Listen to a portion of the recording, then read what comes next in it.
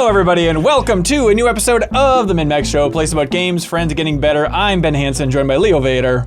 Yes, sir, you are. Joined by Kyle Hilliard. Hello. And we're being served some Jeff Markiafava today. That's me, piping hot. And last, but certainly not least, Haley McLean's here. Howdy, howdy. Now, this isn't it. This episode is just going to get, I was going to say better and better, but I guess that's offensive to people. But later on in the show, we'll also be joined by Michael Huber from Easy Allies, because we need some help breaking down the big announcements at Sony's State of Play. So we'll be sharing all those reactions later on in this show. But kicking it off, we're talking about some other darn games. We're talking about Baby Steps, and we're talking about Ghost of Yōtei from Sucker Punch. Very excited to dive into this thing overall. How's everybody doing with the, I want to use the word glut, but that's a really negative sounding word. The glut of games, the deluge of gaming possibilities. Is everyone feeling like, I'm being swept way down the river right now? I am. Well, I found one that I really, really love that stole all my attention and made me not even miss any other games for quite a long period of time. So I'm feeling pretty good. And that was Baby Steps? No, it was not Baby Steps. Okay, interesting. Little tease for the discussion coming up in 2 minutes. Interesting. Yeah, I felt like I was more intimidated for a while because it really is so crazy. But at this moment now, I'm kind of flowing through them. I'm like getting to them at a good rate, and they're hitting so hard. It's just like exciting. It just feels awesome to be playing so many games that are leaving a mark on me. Yeah. There's a lot happening here. So a lot we're talking about. We're not going to get to some biggies until next week. Hades 2 is out, 1.0, the day we've all been waiting for. Super excited to jump into that sucker. We're going to be talking about that on next week's episode of the podcast. Consume Me, a very interesting game I can't wait to unpack on this podcast. That is also out. Leo, you're hot on Consume Me, I take it? I beat it. I love it. It'll be on my top 10 for sure. Okay, I can't wait to have a conversation about it next week. Final Fantasy Tactics is out. We'll be talking about that next week as well. Deep Rock Galactic Survivor also just went 1.0, which is the Vampire Survivors. Like, we've talked about it a little bit on the podcast, probably not as much as we should have, considering how much we've been playing it and enjoying it, especially... I feel like I see Jacob's Steam thing popping up playing that all the time. I see that Steam pop up all the time, every day, all day. So I assume that he's also... You know him better than me. Oh, very much so. That's what you're trying to imply. Let's see, the Donkey Kong Bonanza DLC. We'll probably talk about that in the future. Kyle, you hot on that? The roguelike thing? I've been playing it. Yeah, okay. But... Sweet. And then there's a game called, it's Blippo Plus. It came from Playdate. I've been meaning to play it for months and months and months. Hopefully we can talk about that next week as well. Next week is going to be ballooning. Silent Hill F also we're going to be talking about next week as well because... Stop saying new games to play. Sorry, it's a good thing. It's crazy. It is so weird. Like, I'm not personally a Silent Hill guy. But when those reviews started coming in for Silent Hill F, it's just so nice to have that moment of like, yes, I'm so happy for the Silent Hill community that they get another good Silent Hill. Because that is absolutely next to my queue. That is the next one that gets started up for me. Yeah. Were any of the headlines like, this F is an A? Start writing about games again, you coward. Did Ben Reeves review it? No, we need to get back in the game. Come on. But Silent Hill F, Leo, you've been playing it. We can talk about it more later, but you're digging it too? Also, not a Silent Hill person. Really, really loving this one. Oh, so great. Interesting. This is funky. Cool. So much to talk about coming up in the future of the MinnMax show, but this here is going to be a good episode as well. And also, announcement, wanted to remind everybody that we have our big charity stream, the Give to the Max charity stream. That's going to be a marathon stream happening on Saturday, October 18th this year. We have a ton of prizes to give away, a ton of charity auctions to go throughout that entire stream. It's going to be a very fun time with some special guests popping in here and there. Like, I am so excited about some of these charity auction items. Like, everything we get shipped from companies, from PR and stuff like that, we store that in my basement and then give away at the charity auction. And there was just one email that came in today with some items that my heart is racing thinking about, like, oh my God, this is going to be so good. Like, really, really, really good stuff. That I can't wait to reveal. So we'll have a post on Patreon kind of breaking down the time slot for all those charity auctions and stuff like that, but look forward to that. So it's happening October 18th. Now, if you're very, very astute, you might be wondering, wait, the Give to the Max charity drive in Minnesota, that's normally November. Why would they be doing it on October 18th? My calendar doesn't make sense at home. because all those people will double check their calendars for Gift of the Max charity drive. Yeah, they'll be confused. Yeah. Yeah. Let's speak to those people now. Yeah. Hey, those people. The reason is we're having another baby in this household. We're The having royal we, meaning all of five of us. MinnMax. we're all gonna raise it together. We're having a baby girl in early November. Sorry. I didn't hear the girl. Oh yeah. Yay! We did it. Cute. We're made the very right choice. very excited. And so that baby is coming early November. So if you notice us being cagey and stuff every once in a while for scheduling things in the fall, that is the reason why. I've been trying to dance around it for a while, but yeah, huge news in this house, and we're super excited. Girl protagonist just in time for Yōtei. Oh my god. And the little Good girl, times. so at some point, will take her first little baby steps too.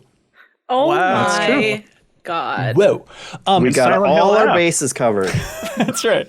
So just a heads up, I'm going to be going out on a paternity voyage to find myself, but I'll be checking out from MinnMax in November and December there, but I will be coming back for the Game of the Year, the 210s debate, which will be happening like mid-December, so I'll be jumping back in, so I'm not gonna miss that for the world.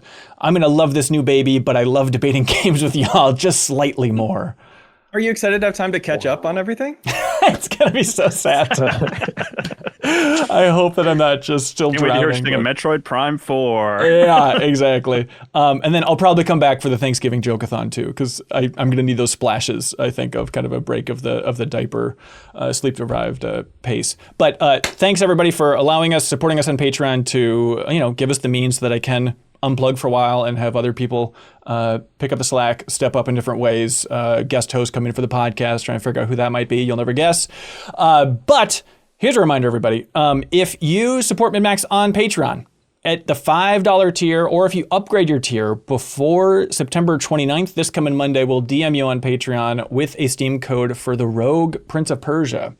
A game we just talked about a couple weeks ago, but from the developers of Dead Cells, super underrated game this year that just went 1.0. And so we have 50 Steam codes to give out. So if you feel like supporting independent games media and you want to get a Steam code for a great game from the creators of Dead Cells, jump in at that $5 tier. Or if you upgrade your tier before this coming Monday, we will DM you on Patreon with a Steam code for the Rogue Prince of Persia. And we'll post on Blue Sky, Discord, Instagram if we run out of codes. But thanks everybody for supporting this independent operation. We greatly appreciate it.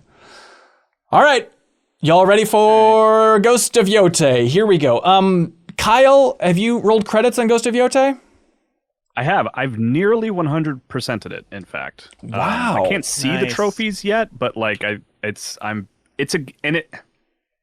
to jump right into it, but like it was a game that I struggled to not try to do everything. Like it is a game I already miss having seen credits recently. It's like one of those types of experiences. That's the best thing to hear. Haley, you've been going to town on it as well, right? Yeah, I'm like 50 hours in, and I'm doing everything, but I haven't rolled credits yet. Oh my gosh. Okay. And I'm in the early phases. Jeff and I assume we're kind of in the same league of early phases of starting to wrap our mind around the structure of this world and everything happening here. But this is from Sucker Punch, follow-up to Ghost of Tsushima. Kyle, with that setup, you love it? What's the headline here for you? For me, the headline is that as much as I love Tsushima, I don't think its story was super strong or its protagonist was super strong, but Atsu and this story have like totally pulled me in, like tearing up in multiple sections of the Really? game and stuff like Yeah, that. I cried once Yeah, so far. yeah, and it was, and Haley, I imagine you're in the same boat as me. I had like a review deadline, but I was putting off that final mission until like the last second because I just didn't want to leave the world. I like mechanically it's not a huge evolution from Tsushima. It's like it just kind of does a lot of what they did previously, which they did really well with like subtle improvements and things like that and like new weapons.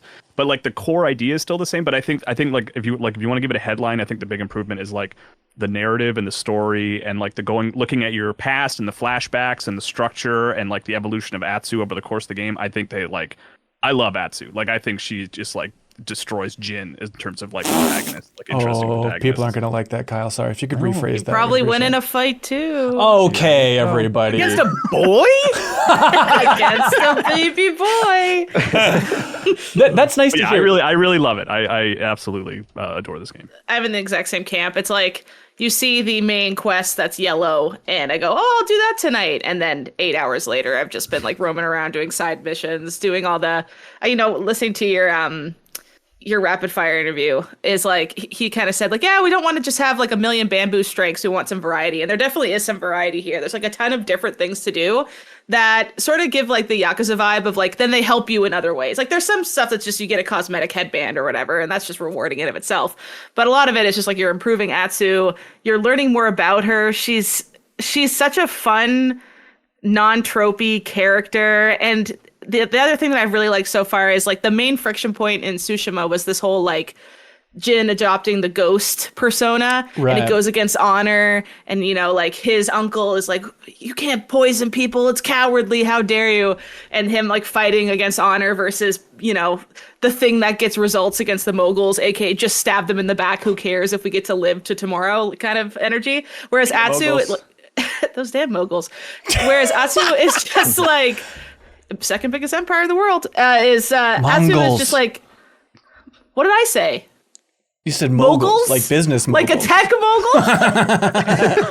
from you're a business you know what? 2025 with Yeah. You're thinking of Mongolia, their new land they're forming. Run by Elon Musk. Yeah. And Zuckerberg. I almost said Zuckerberg. Anyways, sorry. All that is to say, beautiful game. It's also like it has that. It's stunning looking. Like one of the things that sticks out the most of Ghost of Tsushima for me, which was my game of the year at year came out, is just how there's so many open world games, and that one's memorable for the way that it looks. I think it's hard to say like I have an open world game and it's distinctive from other open world games just based on its visuals alone. Like if you show me a screenshot of a lot of any Assassin's Creed and there's not like a landmark in it, I would know which one it is. But like Sucker Punch is like the vibrancy of the flowers, the way the ocean looks, like it's just everything in combination with each other. It's so pretty. And I think the other thing that it benefits from is the fact that fighting is so fun that it doesn't really matter if you're just going through a base for the 20th time. Like sword fighting in Sucker Punch is like one of, if not the best sword fighting in games. So you're gonna just be fine with base fighting over and over because you'll just get better at I don't love pairing. I love pairing in Ghost games. It's so fun. Since you were both so hot on the first one, what would you say is like the biggest difference in the way it feels to fight a base now? Is it the different weapons, or does it feel much different than stealthing in for a while until you get spotted and fighting them? Yeah, there's this whole underlying thing where kind of like the rumor going around Jin was that he was a ghost of a samurai who was coming back for revenge. And the same kind of thing is happening here in that everyone has this focal legend that Atsu is a ghost of Anryo who like died and is coming back to exact revenge in almost the exact same way. And so they have a lot of like abilities that are tied to feeding into their fear of you, that you're the Onryo, and like scaring them even more. Like there's the Onryo's howl or wail. Yeah, the L3 R3 pop thing. Yeah. It's really good, yeah. So you can really ramp that up later on, but it's so satisfying to like if you kill 5 people in a row, it procs, and then she'll just go like this and just seem intimidating, and whoever's closest to you is like, the Onryo, oh no, and like starts crumpling on the ground, and you can either rush up and stab them, but I always like walk really slowly because it lets like you take your time. Everything turns black and white, and the guiding wind comes behind you and pushes, and they're like, no, please, and then you'll kill them, and everyone around them, like you'll also kind of ramp up like your ability to terrify enemies, and then they take additional damage as well. So then everyone around you will go, oh, what the, and then you'll just start slashing into them. The other thing I really like too is you can revive yourself if you have 2 spirit orbs. Just such a basic thing normally, but they make it so fun here, which is like it's like the Onryo coming back to life. It's not just a mechanic to get you back in the game. So she'll look like she's dead, and you'll do spirits will and revive, and everyone around you who's like she's dead, all of a sudden is like, oh my god, and like gets terrified, so you can start ripping to them again. It's a fun twist on basic fighting mechanics that leans into the narrative stuff. Very fun that Ghost didn't necessarily do, I don't think. Yeah. Also, it's so and fun. Also, the wolf is random, right? Like when that wolf comes to help you, you don't really you kind of get some tools to have a little more control over it later, but like it is so satisfying when you are in the middle of a tough fight and you die and you're like, well, that's it. And then the wolf just comes out of nowhere and like attacks the guy that killed you. Because literally he's like has his sword over you, about to like finish you off, reload the checkpoint, and just he's about to do it. Yeah, the wolf will come and it's just like the best feeling possible when it comes charging in. Yeah. But Leo, to answer your question, I wouldn't say it like, I mean, I guess you could perceive it as a complaint, I guess, is that it doesn't radically change that, right? Like, it didn't feel that different being stealthy. You do have a new, I equipped pretty early on and kept it on an outfit that let me use like the chain tool, where you can like grab people from a distance and like pull them in and kill them as like a stealth maneuver. And like I like the outfit I was wearing let me extend how far away I could do that at a certain point. So that changes it up a little bit, but that was kind of like a specific choice I made. But like, love those. It's a little bit of like I do think they really nailed the core mechanics of Tsushima, of like you know, the way you move through the world, the wind, the weapons and stuff like this.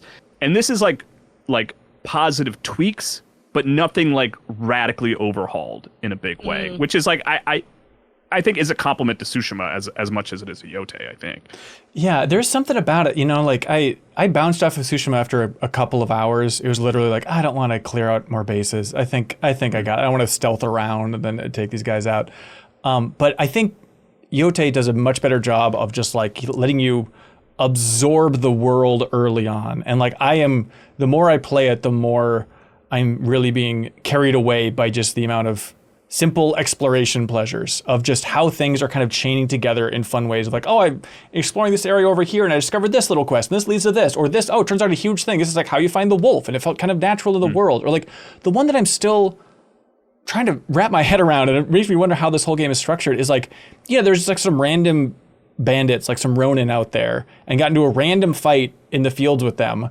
And then like, as I was interrogating them, like the last guy standing, he's like, oh, by the way, you want the location of the next of the Yōtei 6? It's actually up in this area over here. And that like set a whole mainline checkpoint on my map to like go to the next huge area of the map. And I'm like, this is just coming from a random schmuck? Like, did they just make sure that he ran into me at some point? That type of magic where everything just feels like it's working together and helping to fuel the exploration, which is helping to fuel the main quest. Like, it's really seamless. Yeah. Cool. And also, man, the load times are magic. Like, it is lunacy. Like, I took it out of my review where I put like my closing line was like, there's no loading screens. And like Brian Shea was like, are you sure? And I had to kind of check myself and be like, there might be like a loading screen, but like to my memory, I don't think there's a single loading screen from the moment you start the game to fast traveling. Like, it's all instantaneous. It's nuts. Like, and Tsushima was fast too, but this is faster. And it's such a small little thing too with the fast travel. I forget if Tsushima had this, but like fast traveling to a location, you can not just fast travel to the location, but you can also choose like, you're fast traveling to this location, but then also where in that location do you want to go to? Do you just want to go right to the forge in this specific spot? You can go ahead and select that. It is just seamless as can be. It's pretty sweet. Yeah, I love it. And then you can bring people to your camp if you don't feel like fast traveling, even though it's instantaneous. So there's no incentive to not fast travel immediately to where you want to go and come back. Right. But like if you want like the bower to just come to you and sell you that upgrade you need, you can just pick her from the menu and she'll show up at your camp and you can like chat with her and stuff. It's just like it's one of those things that's just like, yeah, we're not going to put any barriers to you getting to the stuff that you want to do, which is like the fighting and the exploring and the riding your horse around and everything like that. There's like, we don't even let loading screens impede you, which is stellar. I love it. Yeah. The biggest surprise for me, and maybe it's less of a surprise for you, Kyle, in particular, as a huge Sucker Punch fan, is like, it is very PS5 tech demo-y with just the amount they're making you use that controller. Of like, we are going to remind you there's going to be a lot of kind of gyro stuff. I mean, to call them kind of mini games is probably condescending, but like, okay, you got to forge your blade, you got to flip the controller over and then slam it down like a hammer so you can use this, or you have to make your campfire and do this, and then you swipe this to do this. Writing out the names of the 6 in the beginning, I thought it was just a really on the smart touchpad way to be like, one by one, we're going to explain each of the 6 people that destroyed your life, and you're going to literally handwrite them on a list, and you're going to carry that list with you the whole game. I thought it was just such a smart, weird way to start the game. It's really your cool. handwriting on the list? Well, not your handwriting, but it's like you go through the motions. You just do little gestures and it shows. Right. But it's amazing how much they're using the PS5 controller in, maybe it's an obnoxious way. Maybe people don't like it too much. Well, but you it's can like, just skip it. Yeah, Yeah, like I I can skip stopped it. doing it pretty quickly, but it's Yeah. But also it's doing smart gimmicky type stuff too, where it's like when they have you like training with the dual katanas, you know, you're doing like the bamboo slices and all that stuff. And so it's like the big challenge during this training sequence, like, all right, we got to train you to use your left hand, to use a sword with left hand. She's like, oh, it's so hard. I can't use my left hand. And the way they handle it is so smart and odd. But they make you do the bamboo slices where you have to press the button inputs really quick. But it's all stuff on the left-hand side of the controller. So you're actually like, okay, I need to hit L1 and then left on the D-pad and then L3. So it's just that level of just little gimmicky stuff. But it's like, yeah, this works. I like having a game. Florence, if you know what I mean. Yes. Just like make you feel like the person in the game via gameplay inputs. I don't know. Right. That sounds like a ripoff of Starstruck Hands of Time to me, but go off. Yeah. That as well. For the last time, Jeff, shut up. Yeah. I'm glad and interested that you guys say that you really like the story and the character, because that has been, I'm only, like 2 hours into it or whatever, but it's been really weird because I feel like I just played this damn game when I played Assassin's Creed Shadows. Right. Because the intro to it, and I don't think this is any spoilers because it's literally like the opening scene, but it's like, you are a swordswoman whose family was murdered by a group of mask-wearing misfits, and they stabbed you and left you for dead, but you survived, and now you're going on a Kill Bill-style revenge trip against all of them one by one, and it's like, every single one of those things is one for one exactly Assassin's Creed Shadows. Jeff, one of them's a lot better and more interesting and worth seeing to the end, and doesn't I get it. I get it. It's just weird having done exactly that, and it is like it. I'm sure it is better storytelling, but it's also like taking it more seriously in a way where it's just like taking me out of it, because it's like, I just did this. Like what is happening? I'm hopeful that obviously they'll evolve her more and it will go in different directions, but it has been super weird. For me, from like getting motivated. And I think when we talked about Assassin's Creed Shadows, I was like, I always love a good revenge tale. Like, that's enough to get me interested. And it's like, but this is the same one I just did. And it's making me question They things. literally set up Naue the exact same way they set up Atsu. They do. But I would agree with Kyle that it's just like, it truly is. It's kind of flabbergasting how similar these two games are. Like, they're not just both pre-modern Japan. Like, you unlock your weapons the same way. The weapons that you have are almost identical. The plot points are almost identical. A lot of the activity, like the same kind of like, I'm still stopping and like painting a picture of a crane in between murdering all these guys because that's what they did back then. That's what they did. It's just, but it is in every single aspect, it's better in Ghost of Yōtei than Assassin's Creed. Yeah, I definitely was bouncing off Assassin's Creed Shadows after not too long in this. I was like, all right, it's soaking me into this world in a much smoother way that actually is me compelled to keep rolling with it for sure. Yeah. I'm a little bit with you where like early on in the early phase, like I know she's going to get more interesting, but just Atsu being like, she's a really good swordsman and she wants revenge. I'm like, got it. And they do a lot of flashbacks to her as a kid, which thank God for that. You can start to get a little bit more of a sense of her as a person. But even where I'm at now, I feel like it's starting to open up and you're starting to see some more dimension to her. And so I hope that just keeps expanding more and more. But it definitely, she feels really one note outside of the child sections early on for sure. I hope so. And it's also a weird thing too. And I guess this criticism could be laid at both the first Ghosts of Tsushima and Assassin's Creed Shadows, but it's like, they're trying to bring in Japanese culture and history and stuff, but it's always like, okay, well, like, what was big then? Okay, we got to have meditation and like writing haikus and all this calm stuff. And it's like, I am murdering people left and right, like dozens at a time. And then I'll like go pray at an altar because I'm so spiritual all of a sudden. Like there's such a weird incongruency there too that hasn't been helping. Like I said, I'm looking forward to kind of evolving and learning more about her character and seeing where she goes. But yeah, I think it's totally fair to call her like one note in the beginning, and I would even argue, like maybe I'm forgiving it too much, but I would argue that it's by design, because like she is so singularly focused on this one thing. You got to get the ring to Mordor. You got to have like the one task to at least like get you in. You know what I mean? The like one if task you to just motivate define them it in all. like one sentence. Especially when it's but a yeah, game no, about she killing definitely guys. opens up more and more. I hope you agree, Haley. I don't know, maybe not. Yeah, no, I agree. It's like there was kind of almost two motives in Ghost of Tsushima, which was like killing Genghis Khan's grandson. I can't remember his first name, Mr. Khan. Genghis Killing Khan. Mr. Khan. Genghis Khan. You're talking about the Daddy. Pokemon. Haley, what is happening to you? What did I say? You said Am I Genghis having Khan. Genghis Khan, the Pokemon? Oh my God. I'm having a stroke today.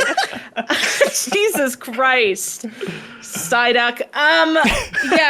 Anyways, I was trying to sound smart, and then I literally say freaking, since we recorded the Pokemon PP bang, I got Pokemon in the brain. Oh no. So anyways, you fight Mr. Khan, and the other motivator is like your uncle being mad about the way in which you're doing it. And those are the two things. And so you guys haven't gotten to her second motivator yet. And then that kind of opens her up into more of a personal character who you start to like and get why she's so pissed off and has motives besides just me stab someone who stabbed my dad. Right. Kind of thing. There's more to Stab it me. than that. Stab me and my dad and mom. Yeah. And the kiddo stuff works for you throughout the entire game? Yeah, it's interesting. It's there is a specific plot point that really opens up that feeling more meaningful that I won't spoil. Like, and it's still really early on. It's like in the first third of the game, easy. Yeah. And then I think it starts ramping up, and the child stuff starts feeling more impactful there. But yeah, it's just trying to give you stakes. Like, why should I care about this character's parents dying? It's because I lived it via gameplay, I think is what they're trying to do there, to give you more of an incentive to care about her plight. It not being a cutscene and you having control over going into the past to engage in that stuff and being in control of her, I think does make a difference, truly. Yeah, it's and funny there'll be other times during the game where you have a nightmare, and it'll put you back to that night in the nightmare, and all you have is a wooden stick, and you seemingly could beat the quote unquote final boss there with your stick, but you're a child with a stick, so it's like quite literally impossible, and that'll keep happening. And that's also kind of a fun like sense of why she wants to be so strong, is because you felt how weak she was at the point in her life where everything bad happened. Yeah, that's pretty smart. It is fun too, because you're like, you're hitting the touchpad to like travel back in time for like certain areas. Like she'll be like, oh, I remember this place. Then you can travel back and kind of experience that place as a kid and whatnot. But it is funny, like when you're on your horse and then you choose to travel back in time, because she just like bloop, like drops down as a kid. Like the physics carry you through as the horse kind of disappears. That's funny. It's kind of a funky little thing. So it's more Tsushima, better Tsushima, more compelling overall, home run. I like this more than Tsushima. Yeah. I think I like this more than Tsushima as well. And that was your game of the year. Yeah. I It was my mean, game of the year. okay, so where I you're- love Jin Sakai. I still think about Jin Sakai all the time, but I do think Atsu's a better protagonist. I think there's enough minor things that happen that kind of point to her. Like she likes horses, and she doesn't have a really good sense of humor All and of us misses are out on like nodding jokes. our- And that's but, why. but you know what I mean? Like it's like stuff like that. Like you kind of learn those little facts about her. She's not just woman with a sword. You start to it really fleshes out her character to the point that she's just a person who you're on the adventure with. Yeah. Haley, I've they got to did a really say good job with that that. the protagonist of the first one's named Jin Sakai. You said Jim Saunders. Shut up. Yeah, very. Embarrassing. He's just got a collared shirt on and like a pair of glasses. I can't believe I said You're fine. You're fine. Look, I misspeak every sentence. It's all good. Oh, that's really stupid. No. Thank you for being kind, but that was pretty dumb. It was a little bit dumb. Jeff, do you think you're gonna keep rolling with this game? What's your level of enthusiasm right if you now? hadn't just listed like 20 other games that are coming out next week that we have to play, Right. yeah, I want to play more. Like I said, the story stuff isn't working for me so far, but I do really love the combat, and I had been trying to remember like what's different about it from Ghosts of Tsushima, and my takeaway, regardless of what's newer or what was there to begin with, is I just like this combat more, and it's like that grabbed me right away, and it looks so good. It's like Spider-Man levels of like the combat.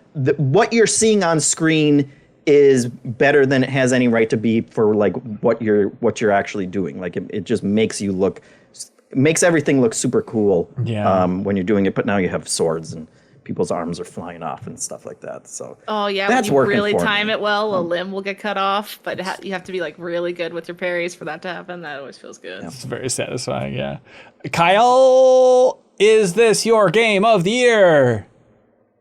That's a tough question because like I think Claire might still be number one. He calls it Claire, ladies and gentlemen. Just so you know, they're on a first-name basis. That's right. Ooh. Is number one be for the like uniqueness factor, right? Like as much as I adore Yōtei, it is like this is more of that thing I love improved with like a good story. Where Claire Obscure, I wouldn't say came out of nowhere because we were all kind of keeping an eye on it. Yeah. But it was like so much different and better than we expected that like that counts for a lot for like talking about what game was the best and what defined the year. But for me, it is like Yōtei and Claire Obscure like 1 and 2, and then Donkey Kong like kind of a distant third is like sort of where I'm at personally. Okay, nice. Yeah, Haley, where are you at? Overall, I feel like we were talking about our personal goatees a couple episodes ago. I'm curious. You're the most in flux, I feel like. Yeah, I am in flux. I agree with Kyle that this feels like more of the thing I love with better tweaks. And that, even though that sounds like that should be automatic goatee, it still hits different than something like Claire Obscure, which was an out of left field, completely new, completely unique experience that I have a hard time comparing to anything else. Like it really is. I think Death Stranding and Claire Obscure are really fighting for my number one. And I'm kind of letting myself just ruminate for a few months because I don't have to decide yet. And so I haven't really decided yet. Yeah. But Ghost of Yōtei is certainly up there, like in the top 5, easy top 5. Okay. Yeah. There we go. Ghost of Yōtei. I'm sure we'll be talking about it more once Jeff plays more, once Leo plays more, other people jump in because it just seems like this is a great crowd pleaser and just kind of a relief to like, all right, another solid PS5 release here, feeling good. Sony did send us these codes, just so everybody knows. They do require us to shout that to the heavens, so it has been shouted. Just like we're shouting goo goo gaga, we're taking baby steps in a game called Baby Steps. This is a game from the creators of Ape Out, a game that we loved, talked about a while ago. Bennett Foddy, who of course also made Getting Over It and Quap going way back, and then the rest of the Ape Out team, so Maxi Bach and Gabe Cazillo. This is the new game that is extremely physics-driven, control each leg individually, struggle to climb up a mountain, emphasis on the word struggle because you will fall and ragdoll 1 million times, and that's the game. So the first time you try to walk is so funny because you don't understand the controls and you have to figure it out and you are just falling over and over again. And it's always, especially because I think they start you like in water as well, and like having the main character like struggle in the water, like this stupid butt is just jiggling there, and you're trying to understand like, wait, what are the limits of this character? What can I actually do? This game is absurd to say the least. It is a big, wild, weird swing of a game, and I keep sitting down with my PS5 and trying to figure out, all right, am I booting up Yōtei, booting up Baby Steps? And I keep leaning towards Baby Steps, but then I'm so frustrated by it. I'm like, this is impossible. This is so stupid. I can't keep doing this. Time is just flying by. But then I'm like, yeah, but I kind of want to keep going back to Baby Steps. Welcome to my world, Hanson. Yes. When I saw the first trailer for it, it was just the character like slipping on a little slope of mud and falling down. And I was like, this is great. Like, this is up my alley. Weird physicsy kind of stuff. Silly, funny game. That sounds perfect for me. I was not expecting it to be the most frustrating game I've ever played while like simultaneously a serious game of the year contender for me out of nowhere. Like it is I beat it last night. Whoa! Wow. I cannot wait to like start it again. I'm waiting until tomorrow because I want to stream some of it and I'll start it from the beginning, but like it's all I can think about and it's all I want to play right now. It is and it's so unreasonable. The controls are actually amazing. Like once you learn them and internalize them, the precision of it is insane. But like the actual controls and the physics of it and everything is just a vessel for like the main focus of the game, which is putting you in these do or die choke points. Yeah. That you're going to screw up at least once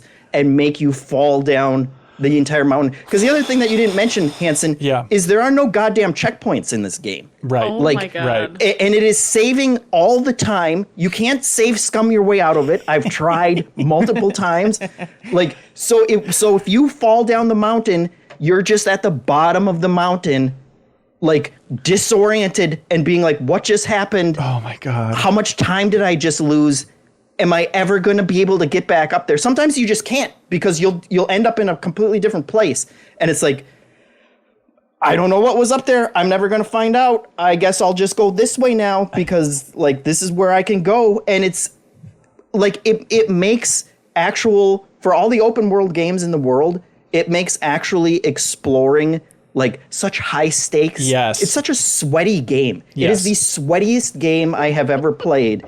And like I just kept coming back to it. I couldn't stop playing it, and like I would be thinking about it when I wasn't playing it, and it is unlike anything I've ever played. It's nuts. Yep. Have you gotten amazing at it? Like, do you have a mastery over the controls now?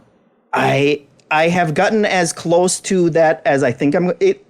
Like the other touchstone of that I would compare it to is Trials, like the old motorcycle game, where it's like the controls aren't that difficult. You'll figure it out pretty early, and then it's just layers on top of layers after that like later areas, just like in Trials, like later areas you will have to figure out like more of the nuance and like little tricks and stuff. But it was like hours into the game where I don't want to spoil too many of like the areas that you get to, but there was just a ramp made out of sand that like I had to get up, and there was like no other. I couldn't figure out any other way to go, and I walked all around, and I kept coming back to this place, and there were footprints leading up to it. So I was like, okay, like I just have to learn how to go up this thing, but it's too steep. Like you slide down it, and like I had never been able to get up anything like that at that point, and I spent probably an hour like taking 2-3 steps up, sliding back down, rolling, just repeatedly doing this until like it clicked. And from that point on, like once you get up that first ramp, it turns 90 degrees and you have to go up another one, but it's also kind of slanted outwards. So when you fall on that one, you go right back down and you have to do the first ramp again. And they just do that to you all, so many times. But like once I figured that out, I had learned how to walk in that game, and it felt like I was walking for the first time. And like I was on such a new level in that game of like I can just stomp my way anywhere for at least like, you know, normal like reasonable parts. But then the game just keeps getting like more and more unreasonable. But yeah, like you learn so many tricks for a game that has no upgrades, no, you know, kind of stats or anything like that. Like you continually just get better and better and understand just so much more minutia of the physics to it. And the crazy thing is, like, I learned how to walk. I could not tell you what I was doing differently that was making it happen. It was like my muscle memory had internalized it, and now I could just walk and like babies. Like babies. Exactly like babies. It's the perfect title for this game because, and there are so many of the choke points. I don't know if I've yelled it at you enough, but it's like, it will take you on a path and it will get to just a point where it's like, you now have to cross this gap. And if you don't do it, you're going to fall in a river, and that river is going to sweep you back down all the way into the lake that you've been stuck for in an hour. And like, you just have to keep doing it until you figure it out or until you turn it off, which is the more reasonable thing. But it's like, and the choke points just keep getting more creative. Oh, excellent. And like, and there was a point where like I stopped being upset at it, and it just became funny because of the shit that they were putting you in and the positions that you were getting in. And I never thought I'd be able to beat it, but like, I just kept going, and somehow, and every time you get through something that is a literal nightmare of like, I'm going to be stuck here for the rest of my life. Yeah. Like, it feels like more of an accomplishment than any other game that I've played. Silksong has been like my cool down game from baby steps. Like they are actually like so very similar. And if you thought the runbacks in Silksong were bad, you're like spending minutes. Like, yes, just minutes, like just trying to work your feet just to get back. It should not exist, and it should not work as well as it does. But it's amazing. Like it won me over in a way that I was not expecting, and I can't wait to go back and play it again. That's so absurd. I mean, hours and hours into this thing, and I still every once in a while feel like, I'm just overthinking this. I'm just gonna hit L2, R2 really quick and just walk, and I can basically sprint, and you'll get it for like a good 10-second sprint, and then it all falls apart. Like, but are you at a point now where you can just like masterfully sprint around with these stupid baby legs? It ebbs and flows. There are times where it's like it will depend on the camera angle. Like I've realized that sometimes if I can't get up a place, if I turn the camera in a certain direction, it will make my feet move differently as I go up that spot. And then it will be like, I struggled for this for 45 minutes and now I can get up it every single time. Like it forces you to just like figure out and try different things until something clicks, or until it just like marinates enough that like your fingers figure it out. And but there are a lot of those spots where it's like, in the beginning, it's just, okay, make sure your foot placements are precise, but then you start getting to slopes where it's like, when you step on them, you're going to start sliding down them. Mm-hmm. And so you will have to shuffle. You'll have to have perfect timing in order to like keep your feet going up it. I could tell you just a treasure trove of like tips and like all the knowledge that I've accrued for this. You're broken. There's no doubt you're broken. Yes. We'll watch your stream for all those the hot tips and stuff. Yeah. But it's like, but the fun thing is like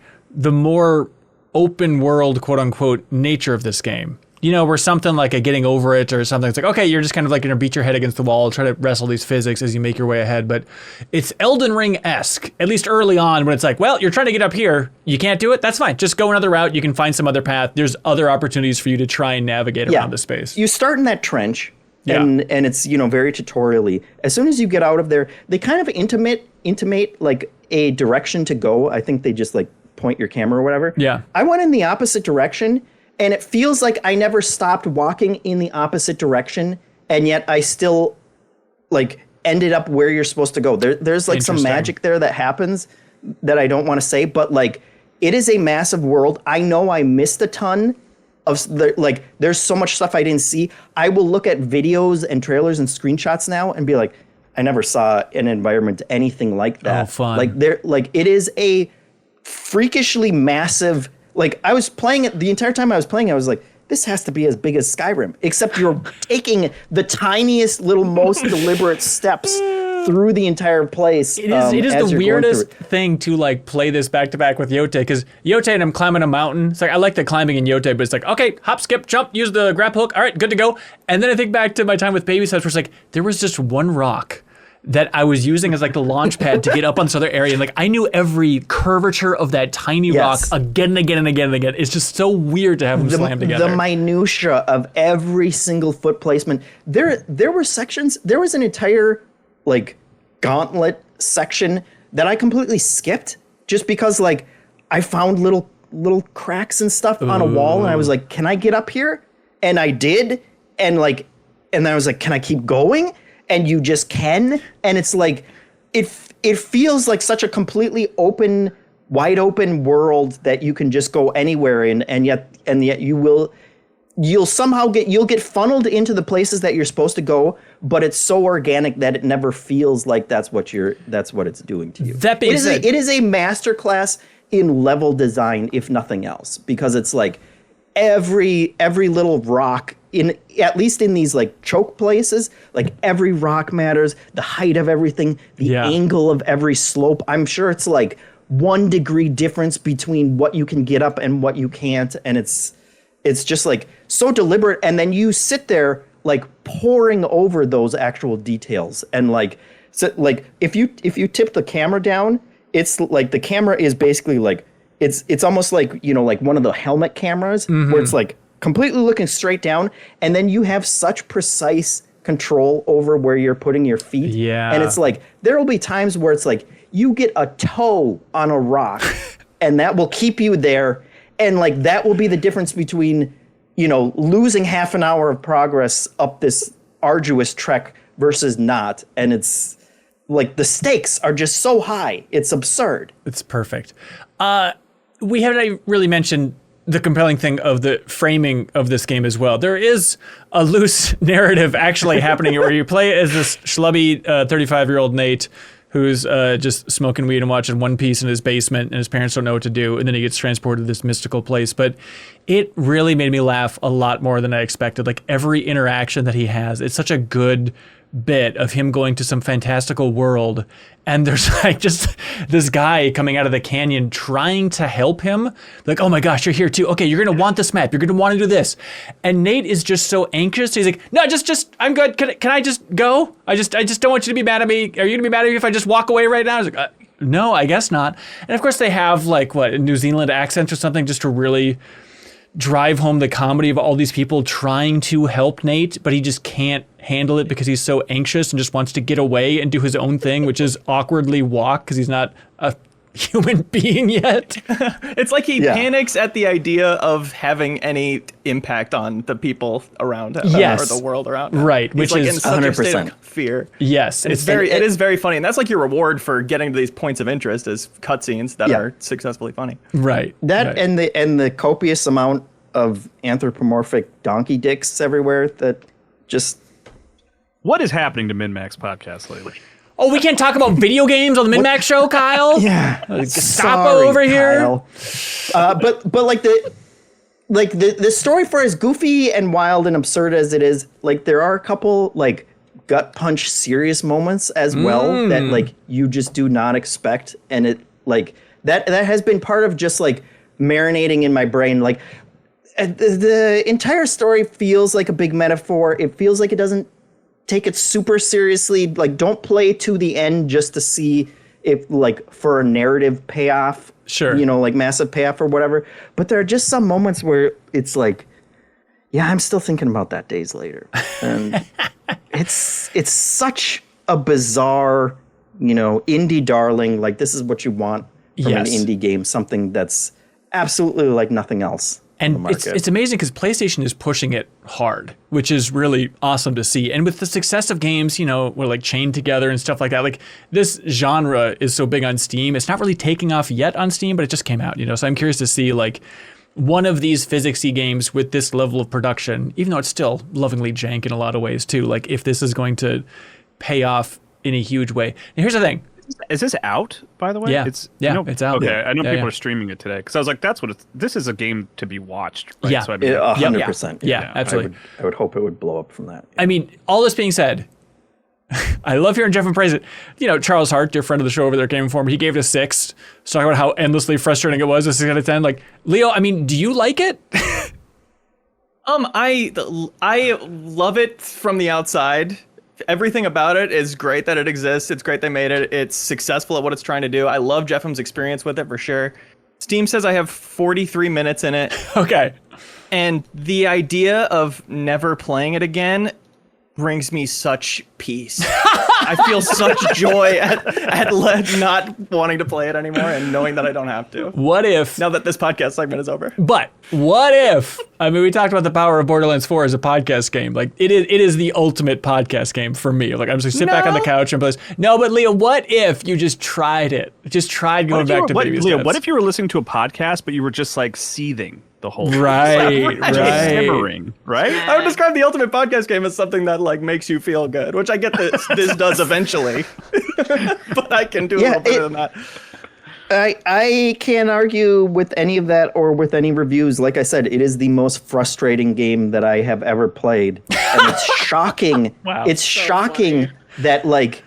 You want to go ahead and give them permission to use that in the accolades trailer? Yeah, that is the design, and that there's just very much like Silksong, it is uncompromising in the way that they decided to make this game, and uncompromising in its difficulty. Yeah. And yeah, I don't fault that for not, you know, for anyone not wanting to engage in that.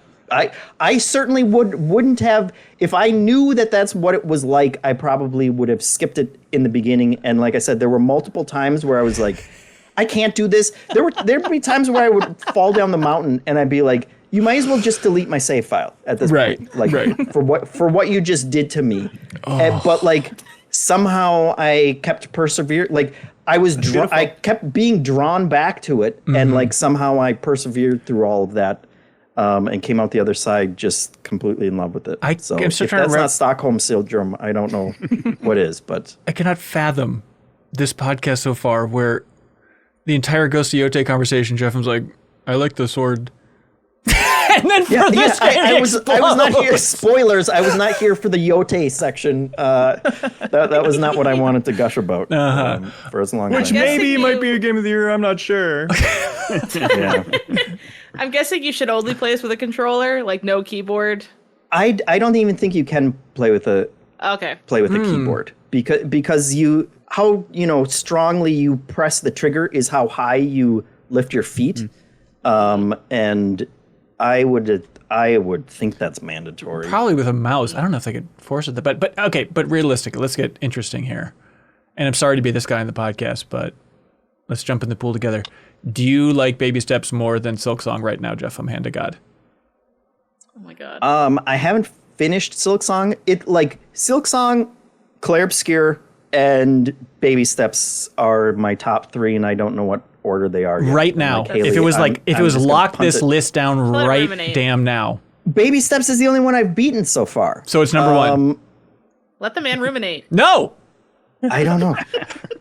This moment, because I just beat it last night and I want to play more of it, sure, I'll say right now it's my number 1. I still have to go back and I'm not clapping. Beat the other 2.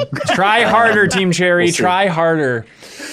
There we go, everybody. This is Baby Steps. Sucker Punch. Yeah, on PlayStation and Steam right there for that if you want to jump into a hellish existence, which you'll kind of like if you're a sicko like Jeff. You can have my copy.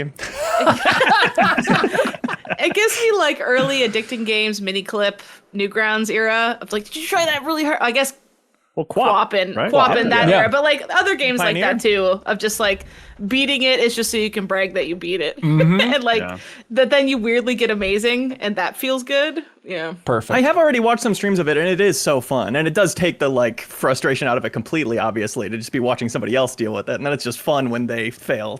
Yeah. In a huge way. Speaking of which, Jeff, should I care about these items and stuff? I busted my ass to like climb up this house and this tree, and then there was like a branch with a glowing orb, and it was like hit X to grab it. So I hit X thinking I would just grab it. Close enough, right? Yeah, so I held X and then it just slowly leaned, and then I fell all the way down and wasn't able to get it. Yeah. No, you shouldn't. I got one of those. And it's just a goofy cutscene. I don't know if there's more if you get more of them. There are a ton of different get the vase and then bring it to the Firewatch tower, which I tried and I got real close and then I fell down a hill and the vase shattered into 1,000 pieces and you just can't do it anymore on that playthrough because the vase is gone, I guess. And I don't know what any of that stuff does. I'm sure there are cutscenes that I missed because I didn't go to whatever random camp that I didn't even find because I didn't even go to that area. Yeah. It is an exploration heavy game that I do think there is replayability because I just want to go back and see and take a different path and see stuff that I didn't see the first time. But there you go. Baby steps, everybody. All right, we have a lot more to cover. Big things on this podcast. Kyle, Jeff, you want to clap out of here? Yeah, sure. Michael Huber from Easy Allies. Welcome, sir.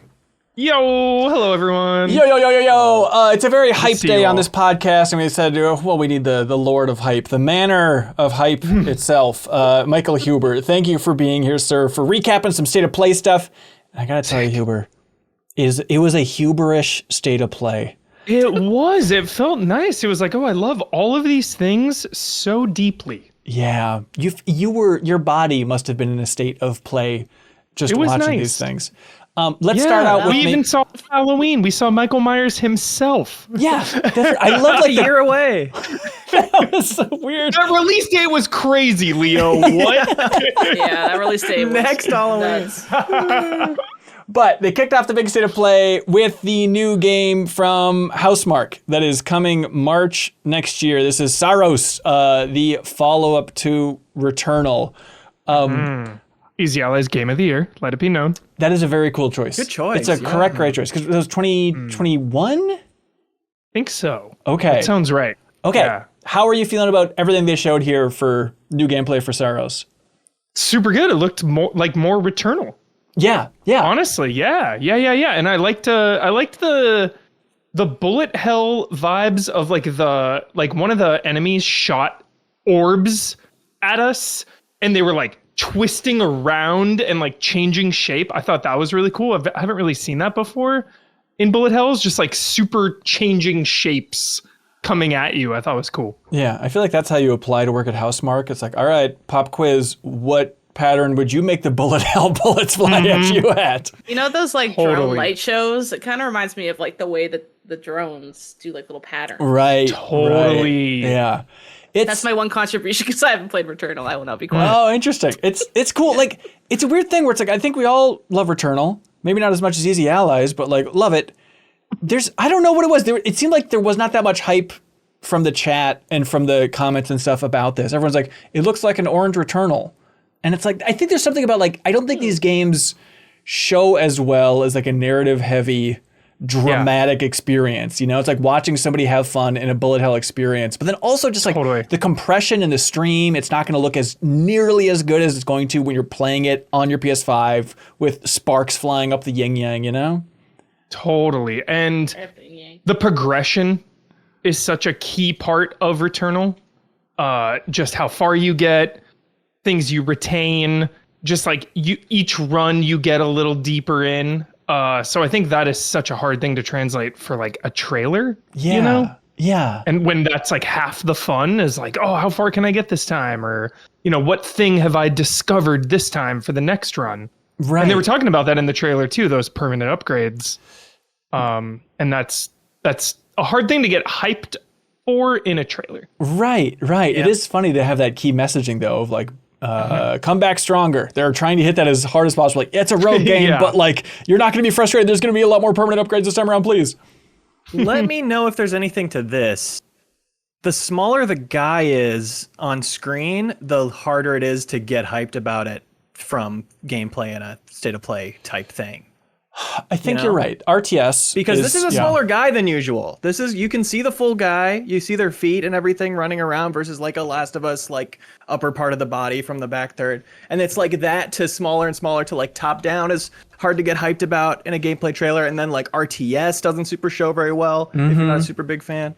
The only thing that pops your wonderful balloon of a theory is Hades is good. Small little Hades. Yeah, Leo, if you could start to sit down and then if you could sit all the way down. Do you remember the game Below? I said I don't know if there's anything to this, and now I know there isn't. And so we're all on the same page. Label the podcast Leo gets destroyed by Hades.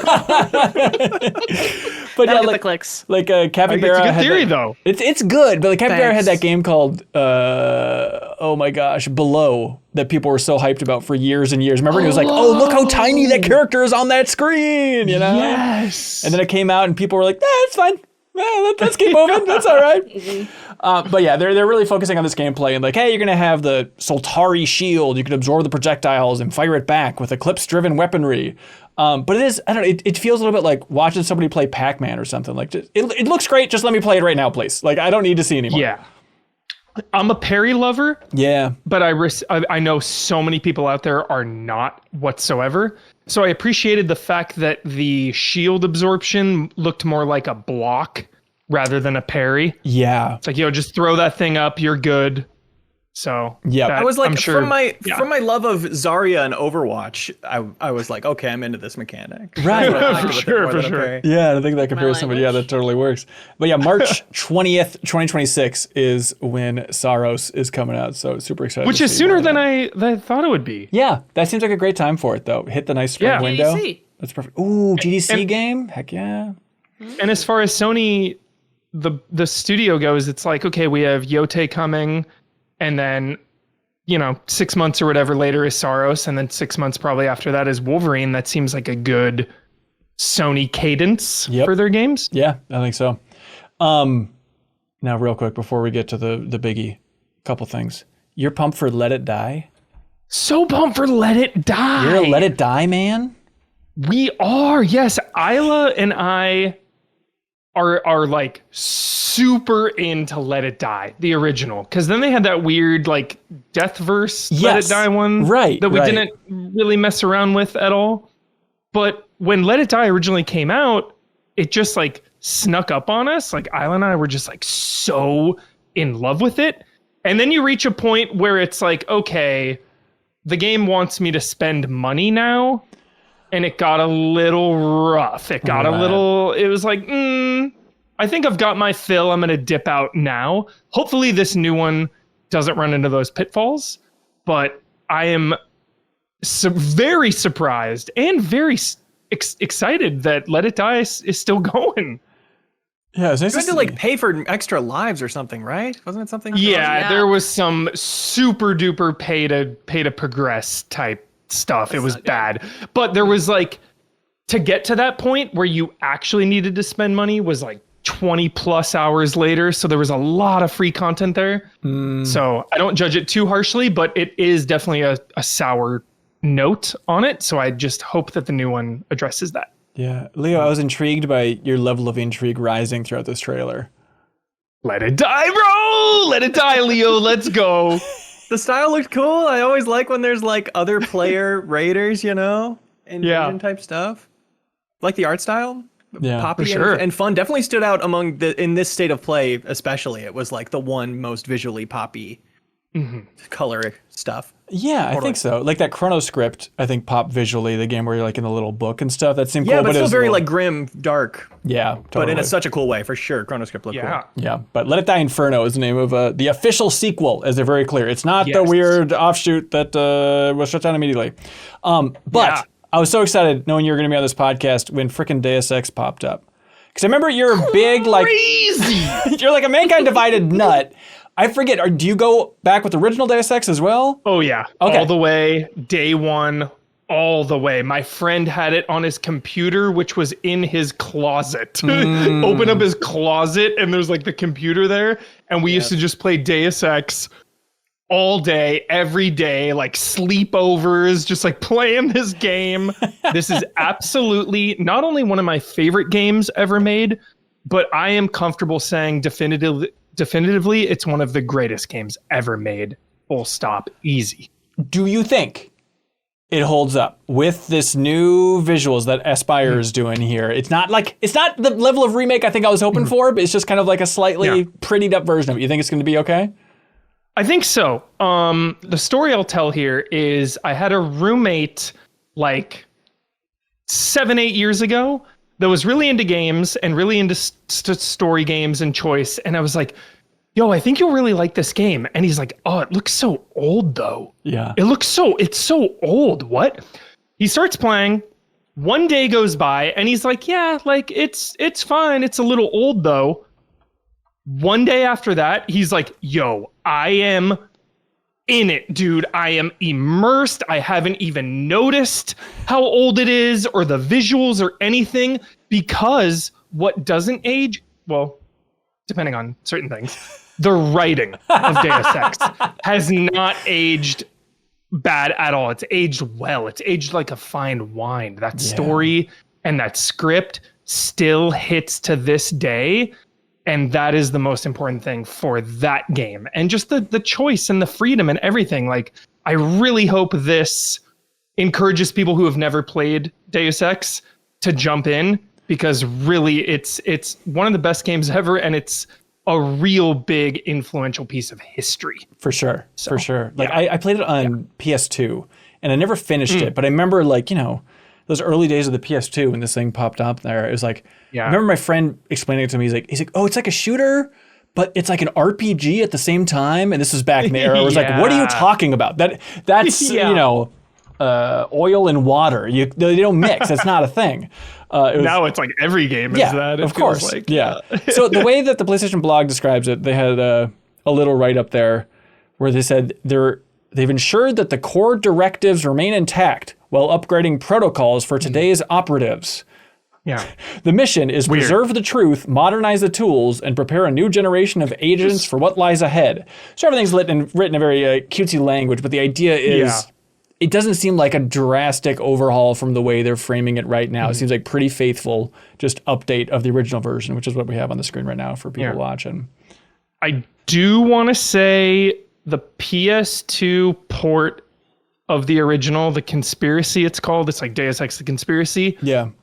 Really inferior. That came out at a time when PC versions like Max Payne and stuff were so far ahead of their console counterparts, and Half-Life also. So it remains to be seen how good this remaster is, but it is something to pay attention to because the original version on PC still holds up, and maybe you should just play that one instead of a console remaster. I don't know. I gotta see more of it. So. Right.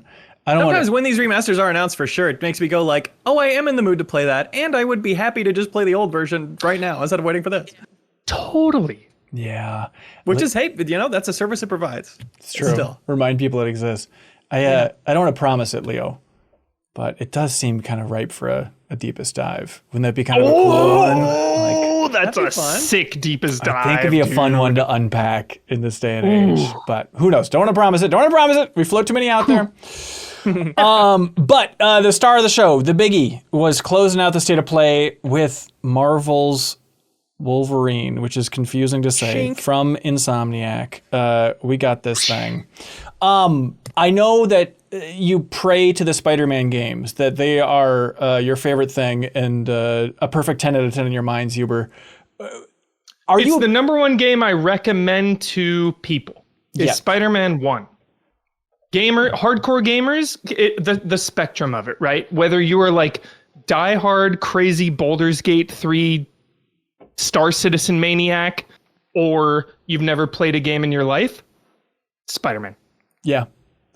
Now, First got my PS5. That was like the game I kept on it to show off what the console looked like for like an extra year, just in case like my godfather came by. I was like, what are games like today? I'm like, Spider-Man. and he was like, swinging around New York, Haley. Yes. Just the swinging thing is insane. Like, it just looks so good. And that's the thing. Now you'll show him you tearing someone's face off as Wolverine.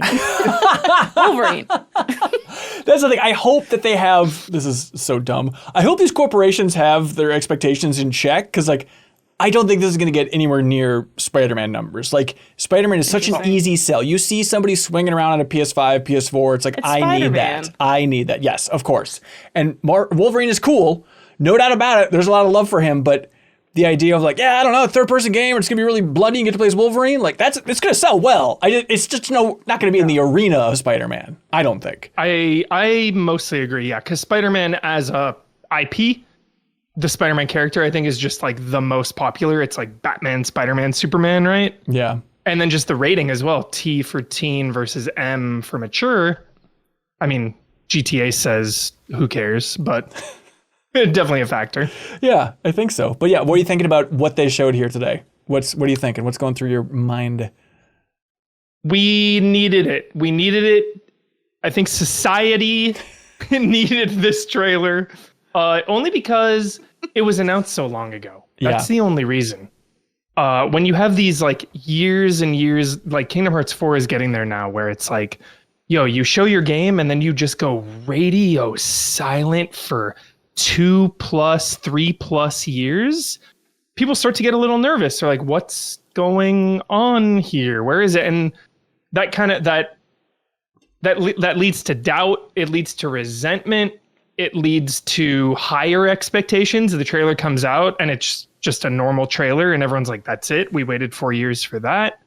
So I think we really needed to see it today, and it did a good job of just kind of setting the tone, setting the pace of what to expect. Yeah, I thought it was interesting that, like, on their little dev diary thing that went in the state of play, like the core is, it's Wolverine, baby, which we kind of had before, but now their messaging is, it's Wolverine, baby, and it's bloody, We hear you out there. Like the fact that they like slowed down and showed that scene so many times of the blades like going up in the face behind the eyes. It showed like 3 phases of development of that one animation. Like, I'm surprised Ed Boon wasn't in the presentation. Yes. Just being like, yeah, I approve. I'm Ed Boon and I approve of this trailer. So here's the thing that's confusing is like, so on the PlayStation blog, they say this is one of the enemy factions called Reavers that you're going up against.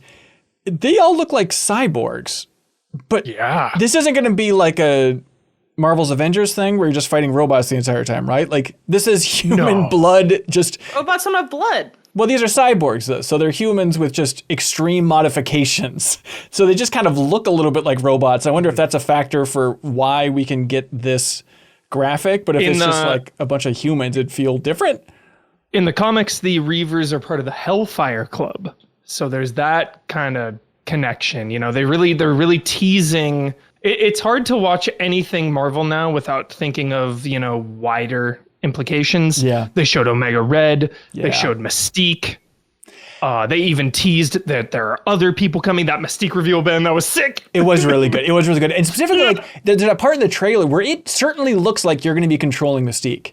Like, it's showing combat with her in a way where it's like, I don't think they'd be showing combat like that unless you're controlling her. And like Leo mentioned, I mean, they love having they love doing those little Mary Jane sections, you know? And so like, I think I would bet money that you're going to have playable Mystique in this game, which sounds really cool. But then, like, what does the UI look like for choosing who to turn into for Mystique? Is it just going to be like who you're touching? Ooh. Is it going to be kind of like Watch Dogs Legion or something? Oh, right. Wouldn't that be awesome? It's like a weapon wheel with just like different people you've encountered or something. Yeah, that'd be cool. I love that. Oh, here's what it should be. Is like middle of combat, middle of gameplay, Mystique, whatever you want.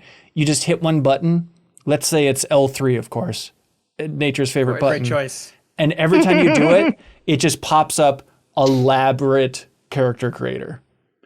Like in-depth character creator. And you can spend as much time as you want just going through that, or you can choose from like a couple of preset things. Wouldn't that be just... I think it should pop up the phone book. You scroll through and pick anybody. Or what about like you should be able to scan yourself in. Yeah. Take a picture of yourself and be yourself. Yeah. Like real gaming. Absolutely. Like all the good NBA games that let you do that. But okay, so Mystique probably playable. Omega Red villain the entire time. You think you're gonna have Omega Red gameplay, a little Venom snippet definitely type of thing? Definitely the Craven of Wolverine, I feel like. Okay. Kind of popping up throughout. And then the Sentinels, maybe more than and kind of like the bigger fight. threat is going to be kind of what's looming for the bigger threat stuff. Yeah, I wonder. Maybe Silver Samurai. They did talk about Japan as good one of the pull. locations. Yeah. Who's his number one villain? Wolverine's. Wolverine. I would say Omega Red and Silver Samurai are definitely two, and Sabretooth, of course, anime rival. For sure. Those are 3 big rivals for Wolverine for sure. Because Insomniac also does love to have their fake out villain. Yeah. That's true.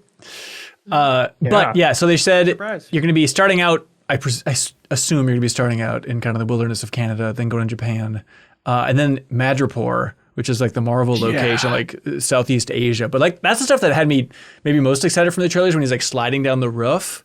And it's like, it looks like Max Payne 3 or something. You know, it's like Uncharted vibes at some point. Right. Like, wow. Yeah. Cool location for sure. Yeah. So I'm excited about this thing. I mean, it's too easy to be like, oh, Trouble in Paradise, Madripoor, Trouble Behind the Scenes. But like there was a cycling of who was the creative director for this game. Because originally it was Brian Horton who headed up Miles Morales, and he directed Rise of the Tomb Raider, and a bunch of other stuff. He's been around for a long time. And so he left, was it just, I think, the start of last year, I think, to go be the creative director for Perfect Dark, which is really funny. Well, it's not funny, but now, yeah, of course, it's a bummer now that the initiative is shut down and Perfect Dark's not happening. But like, because those studios were both like Southern California, where you're at, Huber, with the initiative and Insomniac, there's been like weird shuffle of like Drew Murray, a designer, also left Insomniac to go to Perfect Dark and then went back to Insomniac. But with this, like Brian Horton leaving, then we had Marcus Smith jump back in, and he's the creative director now, who's like co-creative director on Spider-Man 2, but then he goes back. I mean, he was the creative director for like Resistance 3. I remember doing a video with him back at Game Informer then and stuff. So he's old school Insomniac talent there. And that's what I was talking about just on the when we were watching the State of Play, is the pedigree of Insomniac. It's like, you'd be crazy to bet against this company. Yeah. A company that has released Spyro, Ratchet and Clank, Resistance, Spider-Man, Sunset Overdrive. I mean, again, I think you would be just an insane person to doubt that this game will be quality. Yeah. Because they have proven time and time again that they release excellent video games. Outer Knots, Slow Down Bull, everybody's favorite Insomniac games. Song of the Never Deep. played them. Song of the Deep, that was a GameStop exclusive. It was published by GameStop. That's right. Yeah. I played it on my Steam Deck in the last year. It's not bad. It's not bad. But yeah, so everything here, it's a lot of focusing, a lot of cryptic messages, but it seems like, okay, we're getting a sense of like third-person action game. It seems like you're probably going to be on the motorcycle for at least one section of it. There's kind of that action scene. So that'll be fun, like jumping around in Canada on the motorcycle and stuff. I'm curious to see if that's going to be something throughout the entire thing. But yeah, it's coming. Whistle for your motorcycle? What's that? Whistle for your motorcycle? Yeah, I think there's probably going to be that, yeah. And like, you know, he'll do this whistle, but it's with his two claws, which is kind of tough to like whistle with, but I think you can make it That work. was through his own mouth. Yeah. Hubert, Question is, yes. will Spider-Man reveal himself in this? It feels so boring to just assume, like, of course it's the post-credits thing. But Yeah. it's like, Let us play as Spider-Man. in Let's one just play little- as Spider-Man. If there's a mission where you're swapping between them while you're doing an Uncharted traversal thing, that'd be pretty sick. Yes, hey, one of the most iconic team-ups. You have like Hulk and Wolverine and Spider-Man and Wolverine. Like, let's go. Yeah. And that is something that's fun about them being more violent with this, is it's less of a given that Spider-Man will be there. He's not like engineered to be best friends with Spider-Man in the Insomniac Marvel verse. Like a mission in the middle where Spider-Man will show up to be exciting. I don't think that's they'll probably tease it right. as like, and he's going to be a big part of the next one. I think it's gonna Leo, you just got me so hyped. Where if Spider-Man does show up in this game, it's you take the M rating and you go in and you have Spider-Man have some like violent tendencies in this or something. accidentally killing someone, saying the F word. Just think of the possibilities. Yeah, I'm so curious to see how they're going to try and merge that. Like, because if you throw him in there, it just like, it almost breaks everything, because then he'll be able to swing anywhere. So just like level design, he'll shatter. The Southeast Asia place is so flat, though, they get to do a Homecoming style gag where he can't swing off anything. Okay. True. Yeah, smart. Something like that. And maybe Mystique is disguised as Spider-Man or something. Something crazy. It's like, who knows? Ooh, get wouldn't that that be swing. good? Yeah, like Spider-Man cameo halfway through the game, and then post-credits, it reveals that was Mystique the entire time. Yeah. That'd be good. Because That'd be good. that's how you get around the Spider-Man being violent thing. Because you're like, Marvel, it's not actually Spider-Man. Even though you get to actually show sell him it. killing things on screen and only later. Yeah. Oh, I love this. I love this so much. But they said they revealed the actor who's going to be playing Wolverine, and it's Liam McIntyre. I hope I pronounced it correctly. But we did an interview with him for the Gears of War 4 cover story trip at Game Informer. We showed a video with him. But yeah, he was JD Phoenix in that game, if you remember. But So cool. I think a member of the Phoenix family, that feels about right for the tone of Wolverine. And it's kind of funny because he's an Australian guy, I believe, just like our main boy, Hugh Jackman for Wolverine. Hugh Jackman. Hugh Jackman. He also played Weather Wizard on The Flash, so not his first superhero role. Well, iconic Weather Voice Wizard. of Aquaman. Wizard. Wait, Voice really? of Aquaman in Justice League Crisis on Infinite Earths. Oh my God, this guy's a regular dorko. Anyways, What a nerd. get him! Fall 2026 for Marvel's Wolverine. Pretty sweet. Also, TGS is going on right now. I'm sure there's going to be more odds and ends and reveals and all this stuff. But Yakuza Kiwami 3, that seemed to be one of the biggest reveals here. Are you a 3 defender? Where does 3 normally rank for the Yakuza series? Lower/middle. Okay. Definitely. Even when it came out. When it came out in 2009, it was an absolute PS3 showpiece. I mean, this was one of the most beautiful games of all time when it came out. But in the years that have followed, because we have had 0, Kiwami 1, and Kiwami 2, a lot of people jumping into the franchise have really struggled with that transition from Kiwami 2 to 3, because it's going from like one of the newer cutting edge games to then that would be technically the oldest if they're skipping, the original 1 and 2. Right. And 3's pretty long. So it's been kind of a barrier for a lot of people, but I think it is one of the most important remakes that they've done for the franchise now. It's really important. Yeah, cool. Story-wise? Lore-wise too, absolutely. And they're adding a full-on expansion, a brand new expansion prequel called Dark Ties, where you play as the villain of 3 and you get a ton more backstory and how they became who they are and how they got to where they are. I think it's so cool. That is smart. That's fun. Yeah, that's super cool. Yeah. There's more TGS stuff that'll be rolling out. I'm sure we'll get to some of it in community questions and all that stuff. Leo, you have no need for TGS. You're happy to stay in Minneapolis in your wonderful home because you canceled the download for EA's Skate. And then in between last week and this week, at some point you got the nerve to get that downloading again and jump on in. You okay, bro? I canceled it because of Steam reviewers, and then I said, why do I trust Steam reviewers over my own gut? Let me give this Follow a your try. heart, Leo. Yeah, I have to. And these negative reviews are 100% right for sure. But it's still really fun. It's that classic Skate gameplay in a kind of soulless loot box filled husk. But you know what? Loot box? They're called product boxes. Product boxes. Oh, I love product boxes. It's quite exciting to spend your rip coins on product boxes. Oh no! What, do you get like new wheels or something? Yeah, and emotes, clothes, all the clothes are so bad. But I honestly don't mind the loot boxes because they are like no duplicates. This you access this box. Okay. There's 12 things in it. You pull it 12 times. You have all 12 things. You're done with it. That's good. So it's finite that way. And you know what? There's no need that the tone has to be this off, which is very corporate. You're talking to an app. There's no pro skaters in it anymore. Oh. It's like, I know they want to make a more marketable version of skateboarding culture in this post-Fortnite world, but they've gone so far to where like any skateboarder who has any presence in the culture would be embarrassed to be playing it.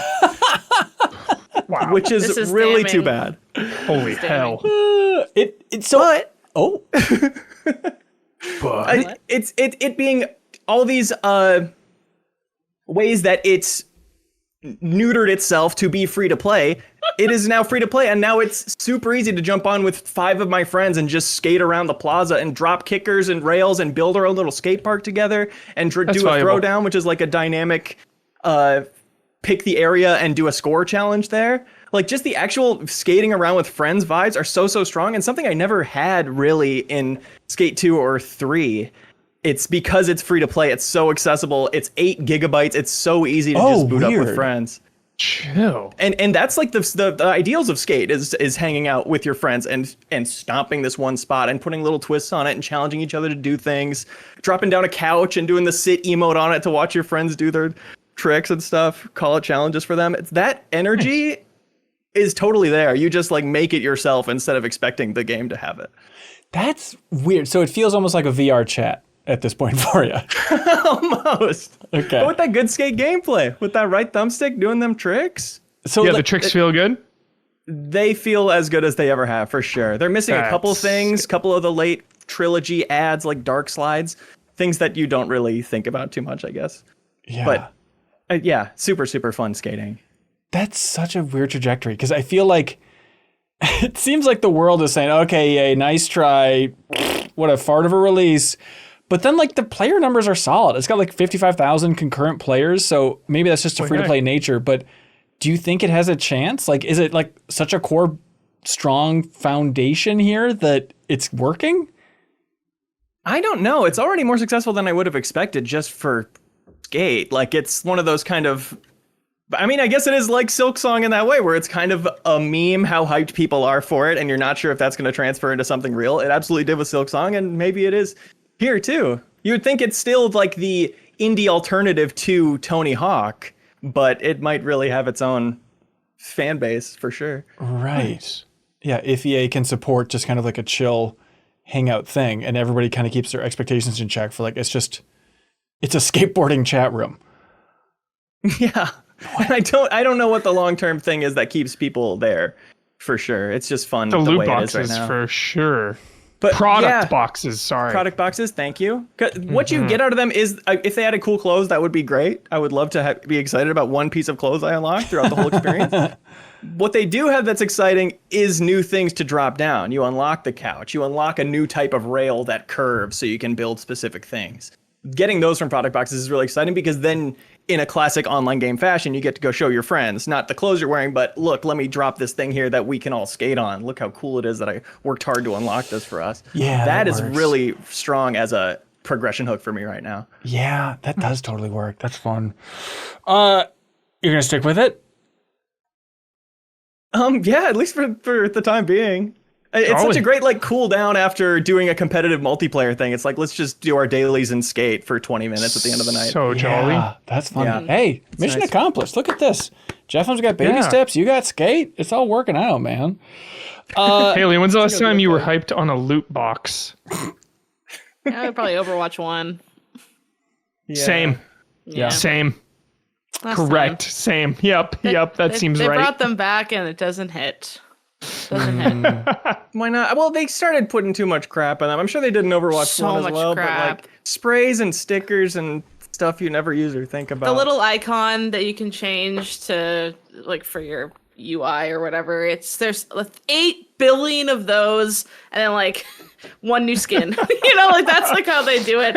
And 8 billion UI things. yeah, but the most nitpicky thing is like when you open the loot box, it shows up on the screen, and then you have to hold X or whatever for it to go boo and like release. And now it's just like, oh, you press open loot box, and it just shows up and does the animation by itself. And it's crazy how just taking out the I open it thing makes me just go, I don't even.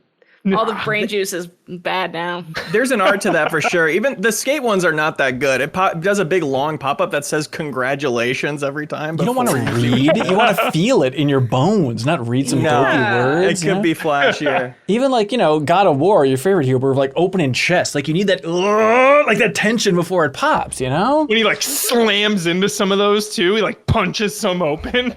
Yeah, I need my skateboarder to do that. Yeah, come on, man. But also, weird thing worth pointing out, crazy in-depth parkour in this game. That's the thing. I see people saying like, get off your skateboard. It's way more fun. And every clip I see is people just like somersaulting around in the world. Yep, you can roll and you can jump and roll and do like a standing backflip. You can backflip off a ledge and land on your skateboard. There's a weird little twist to it that Skate 3 didn't even have where... And I haven't seen a skateboarding game before. Maybe that's like Session and stuff has it, but it's like continuous. When you fall off your board, you get up there and your board's a few feet behind you, and you can summon it and get back on it and stuff, or walk back and get on it. But it's just a little difference between that and teleporting back onto your board a few feet back. That's all intentional when you go back to your session marker. So it does create an interesting flow where like, oh, suddenly I'm without my board. Let me just climb like this. It feels a little more like you're actually out exploring and skating. And then again, the weirdly in-depth you can spread eagle fly around off buildings and to have more air control that way. What? Into a flip. Torpedo dive straight Sounds like down. And then get on your GTA board. 5, dude. Yeah. It's honestly incomparable. I don't know what other open world game just casually lets you do so much weird stuff on your feet. Jump off a wall and do a backflip. It's fun. Goat simulator. Fun. Yeah, right. Honestly. And it's early Something like access, that. right, for a little while? Yes. So it's not like fully released? Yeah. Right. Pretty small open world, but big enough. The events cycle through daily, so you never know what you're going to be able to do, and then you don't have a sense of what you've done on previous days, so you'll end up accidentally redoing stuff you've already done. It's weird. That's definitely not going to, I don't know. They're going to iron out a lot of stuff about it. It's in a weird state right now, but it's free and it's small and it's fun. Do you skate in real life, Leo? I have. I wouldn't say I do at all. But you watched me skate on the New Show Plus. Oh, of course. That was all above board. That was all above board. You're right. Leo, do you think that'd be a fun New Show Plus? Is we go to a skate park and just whiff it? Yes, Okay. for All right. sure. I took skate I would lessons love as to a watch kid. that. Do you remember any? Can you teach us any of them? I could try because I could remember what he tried to teach me, but just ollieing, I just could not do. The snapping the board up and then, stomping the back, putting the right foot forward so that your board goes up into the air.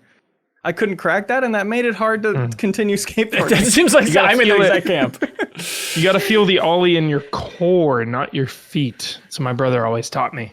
You're so concentrating on your feet. It's like, just feel it up here instead. That really helped me. Interesting. That's beautiful. Interesting. Write that down. Hey, Haley, you know what I think is beautiful?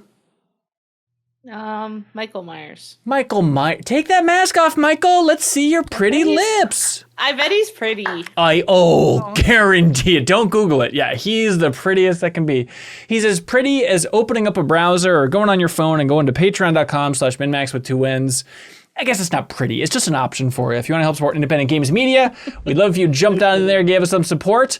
And special shout out to our dear friends at iam8bit. They want everybody to know about Blueprints. They have a whole bundle for Blueprints, Haley, that is freaking sweet. Like right now? Yes. You can pre-order it right now. So it's got a notebook, a pin set, collectibles, books. It's got the game, keychains. There's a whole bundle with everything, or you can get it individually, but a physical version of Blueprints if you want it on PS5 as well. All available to pre-order at iam8bit's wonderful online store. The pre-orders do not close for the game, they say. Oh, the pre-orders close on October 6th, but not for the game. I see. And you can go there and you can use the promo code Earth, Wind, and Games. Earth, Wind, and Games for 10% off of everything under $100. And iam8bit's a wonderful online store. Help support iam8bit because they support the MinnMax community in a huge way by shipping in a prize each and every week. Whoever has the best question submitted on Patreon. If you support us at any tier, you can submit a question. We choose our number one favorite question. That person wins a prize. Thanks to iam8bit. And this week it is the Simpler Times double vinyl soundtrack. So Huber, help us remember all these questions and who asked each one. And then we choose our favorite and that person wins the Simpler Times vinyl soundtrack thanks to iam8bit. Are you ready? Super ready. Okay, this is not a joke, Huber. This is real responsibility. This is Spider-Man level responsibility here, man. Okay, here we go. A lot of power. Yeah, I don't even want to see you smiling during this community questions. I need you to be serious and focused, ma'am. Chill out. You got to remember, you choose community question of the week from your core. It's not a simple whim. All right, Tom Bryan writes in. That's right. Tom Bryan writes in and they say, hey, lighten up, Huber. Do you think Konami could release a new Metal Gear game with 100% new characters and then everybody would love it? Yes. I think so. I don't know about that. Everybody loving it part. I also think yes. Yeah. Wasn't Metal Gear Survive? Yeah. Well, it wasn't really a new Metal Gear game for people, I guess, but new characters. I mean, that kind of is it, I guess. You're right. Like, it doesn't really I recycle know. any big characters there or any characters really at all. They respect the franchise. I know there's some... I associate no franchise more with one singular person than Metal Gear Solid with Hideo Kojima. But they understand that too, and I had the chance to go see 3 before it came out, and I got to talk to the directors directly, no pun intended there, and they were talking about how dire it was for new fans. They're like, yo, this franchise is in dire... They literally said the word dire. Fox dire. So they were like... Fox Dyer, yeah. So I love that they released the collection first, Metal Gear Solid Collection Volume 1. So that had the original 3 or Subsistence, whatever you want to, whatever. But then they remade it. So it's like they were still respecting the legacy by releasing the original first and then the remake. Yeah. And just about how they were talking about it, like how dire it was, and they really wanted to get new players in. You know, they wanted to start at 3 because it's the beginning of the timeline. It's smart. I think they're very much aware of, you know, this feels like a franchise for older people. I don't mean like old boomers or whatever. I just mean like not currently relevant in the way that it should be. Mm-hmm. It's like you're either into Metal Gear from the past or you're not in at all. So I think because they're so aware of that, they're gonna try to do something. I think eventually, I mean, it all depends on the sales of Delta. And it's like, there were reports that like, hey, it sold 1 million copies. Okay, all right, let's see. I don't know what the number is before Konami's like full steam ahead on another remake. I know they had a survey to try and get a sense of like what people wanted and stuff like that. But I don't know, it's so anecdotal. But and this is not, I hate this crap of people online being woe is me about views and stuff. But like, I was surprised by the lack of comments coming in for the deepest dive we just did on Metal Gear Solid Delta. I was like, it's confusing because I was like, I saw the Discord talking about it today where it's like, it seems like Metal Gear is made for deepest dives. I really thought 1 on 3 would get more people jumping in, but like, there's a lot going on. I get it. I'm not taking it personally, but it makes me scared on behalf of the franchise because like, I think they did a really good job with Delta, and if it's not making a big splash, it's kind of scary. I agree. It feels like it just kind of came out and there was no conversation about it. Just online. Like it kind of just came and went. And I know that happens with even the most popular games nowadays. I mean, I'm already seeing so much less Silksong, and that's only been out for like a month or so. Sure. But, It's interesting how the amount of reverence they have is shown through they don't even want to redo the voice acting or whatever. They want to keep all the stuff they can, a lot of the animations and things, right? The cutscene rigging. Oh, everything. It's something they do to be, this won't piss anybody off. We're going to honor the game exactly how it was, but it maybe could be backfiring in the sense that people see it and they go, I know what this is already completely. This doesn't have anything to offer me because I know I have my opinion set on Metal Gear Solid 3. And this doesn't seem to be challenging it. The ace up their sleeve, to call it an ace. Volume 2. Well, no. The 5 of clubs up their sleeve is they still have the multiplayer mode to add to Metal Gear Solid Delta. Remember? They do. And yes. And I think they said like it's not going to be like the classic 3 multiplayer, that it's like Fox Hunt or some new mode. So if that the is multiplayer in 4 was so good. I played 3's and 4's multiplayer a little bit and I was never blown away. So I'm excited for them. Blown away by 4's Ben. Oh, that one was so good. Were there like funky modes? I don't even remember. Like what was the selling point for 4's multiplayer? One, you could be the villains, so you could like be Vamp. That's cool. And it was just like hyper realistic, but also really fun, like Metal Gear always is. Yeah. And it was just, they had like really cool maps, really cool teamwork. Oh, I loved Metal Gear Online. Yeah. I loved it in 5. Yeah, right. And so maybe that'll catch a little bit like a second wind here. Possibility of like if they have a cool new mode in there, was it Fox Hunt, whatever it's called, so they said it's still coming in 2025. I think they said the fall, so we're kind of getting there. So I hope we can see it soon. But Tom's question here about 100% new characters is funny to think of. Like I'm trying to think, is there any other example for piece of media in a franchise where new creators picked it up and made 100% new characters and it was well received? A question. It's really hard. Because I thought of Resident Evil and that's not the case. Not the case. At all. I was like, okay, let me go to Resident Evil. Nope, not Resident Evil. Like the closest I can think of is HBO's Watchmen, but you have Dr. Manhattan and Ozymandias in that, So like that's still, it's got a couple of the oldies. Great call. Which this would too. Whatever of course. Metal Gear Solid they would actually make would have a couple classics. Yeah.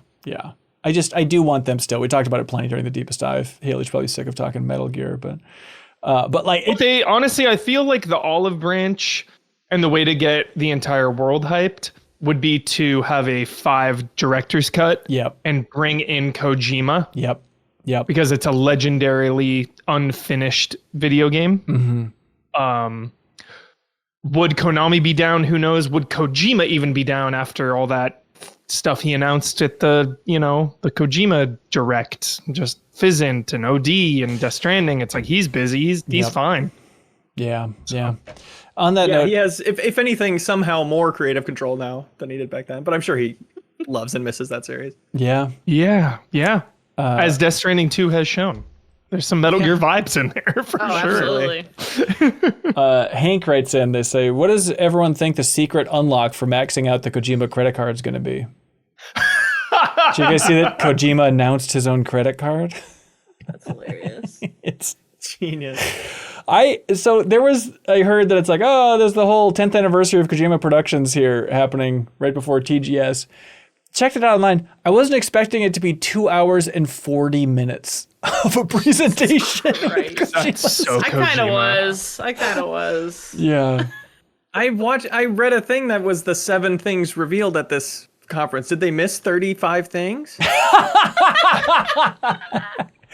Those fools. I mean, I guess if you count it, yeah, where it's like, hey, we got the director of Fury Road up there talking for 35 minutes at least. You know, it's like everything just was taking its sweet time. What I got from the recap was this is like if the start of the Nintendo Direct never became the parts we liked, the most recent one, where it was just like, here's what we're doing for the Tokyo Marathon. Yes. Check it out, the cast from the first Mario movies back. Like this type of, this Yes. level of announcement. That is definitely the vibe. And Jeff Keighley waving on the stage as well. Yeah, it's like there was some cool stuff in there. So like the game that Microsoft is still funding for him, OD, which is the horror game. Oh, yeah. Like they showed a new trailer for that, and it looks visually amazing. It has more PT vibes. It was like lighting candles and stuff, you know.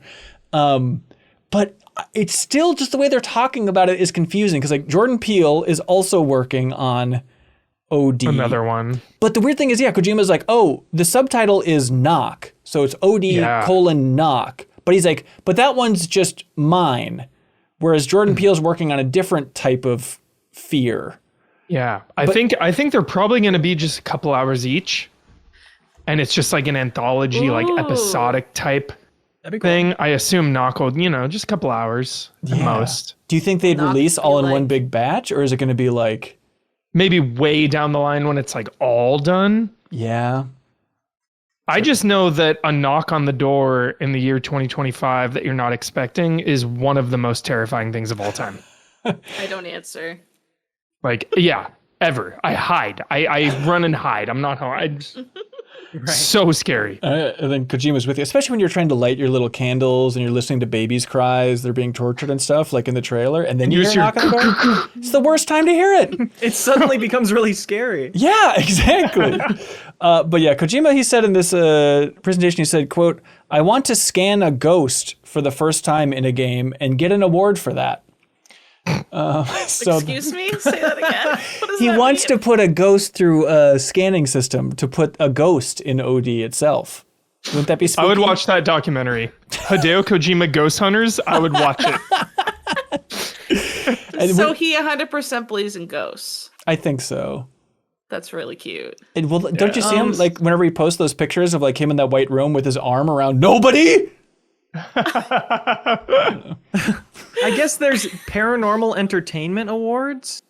He could win one of those. I'm trying to see if he'd have to invent his own award to receive. Paranormal entertainment. That's so cool, Leo. What?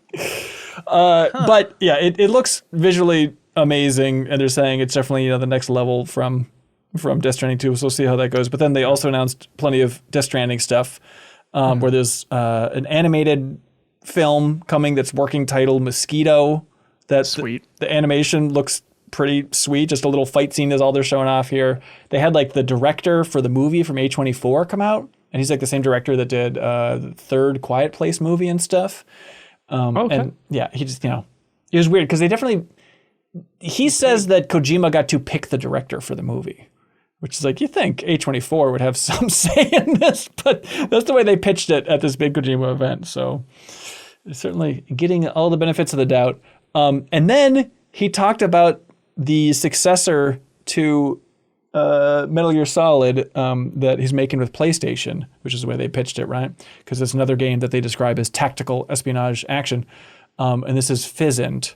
Fizzin' hype. Yeah. Isn't. Fizzant. I'm hyped on this. It's definitely, he said like, hey, I'm just working on it by myself. I'm still like trying to formulate the characters. This is super, super far in the distance, probably late 2030. Yeah, late PS6 level Earliest. stuff. Yeah, like who the hell knows, right? But they had a message from Herman Hulst from PlayStation talking about it. And they showed like character art. Even though they hadn't cast the main role yet, there's kind of a shadowy guy for character art. And then the tagline, which says, quote, here comes the feeling. Is the tagline for this. Should we have connected? It's all unclear. But they also announced like casting for it, where you remember the mom in Furiosa from that opening sequence, which is so freaking sweet. So she's going to be in it, which is cool. Best part. I'm like, oh, that's kind of interesting. If maybe this is going to be about espionage taking place in Japan, maybe kind of get away from the America focus of the Metal Gear series if he's looking to differentiate it. So I'm intrigued. And this is the last thing, I swear, before we talk about something much more interesting. But I have gone down this weird rabbit hole where they announced, first of all, he's doing also something with Niantic, like Pokemon Go, but Kojima's Pokemon Go. I am extremely curious to see what that's going to be. That genuinely could be the most interesting thing out of anything here, if it actually happens. But mark my words, someday I'm going to have my own press conference where it'll be a series of me saying, I announce I am going to do something with blank, and go down the line and do 10 of them. And just get a bunch of cameos of them waving quickly.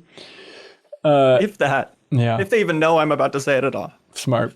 But they announced, he's doing some collaboration with a sake brand.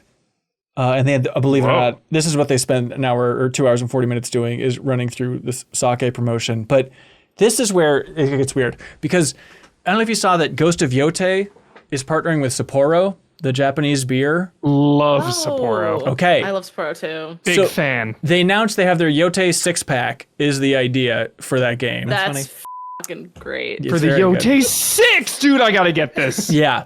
But the part that is really weird to me is YouTube recommended, because like I did the rapid fire for Ghost of Yōtei. So I was watching like every video about Ghost of Yōtei. So YouTube just knew that I was hungry for everything.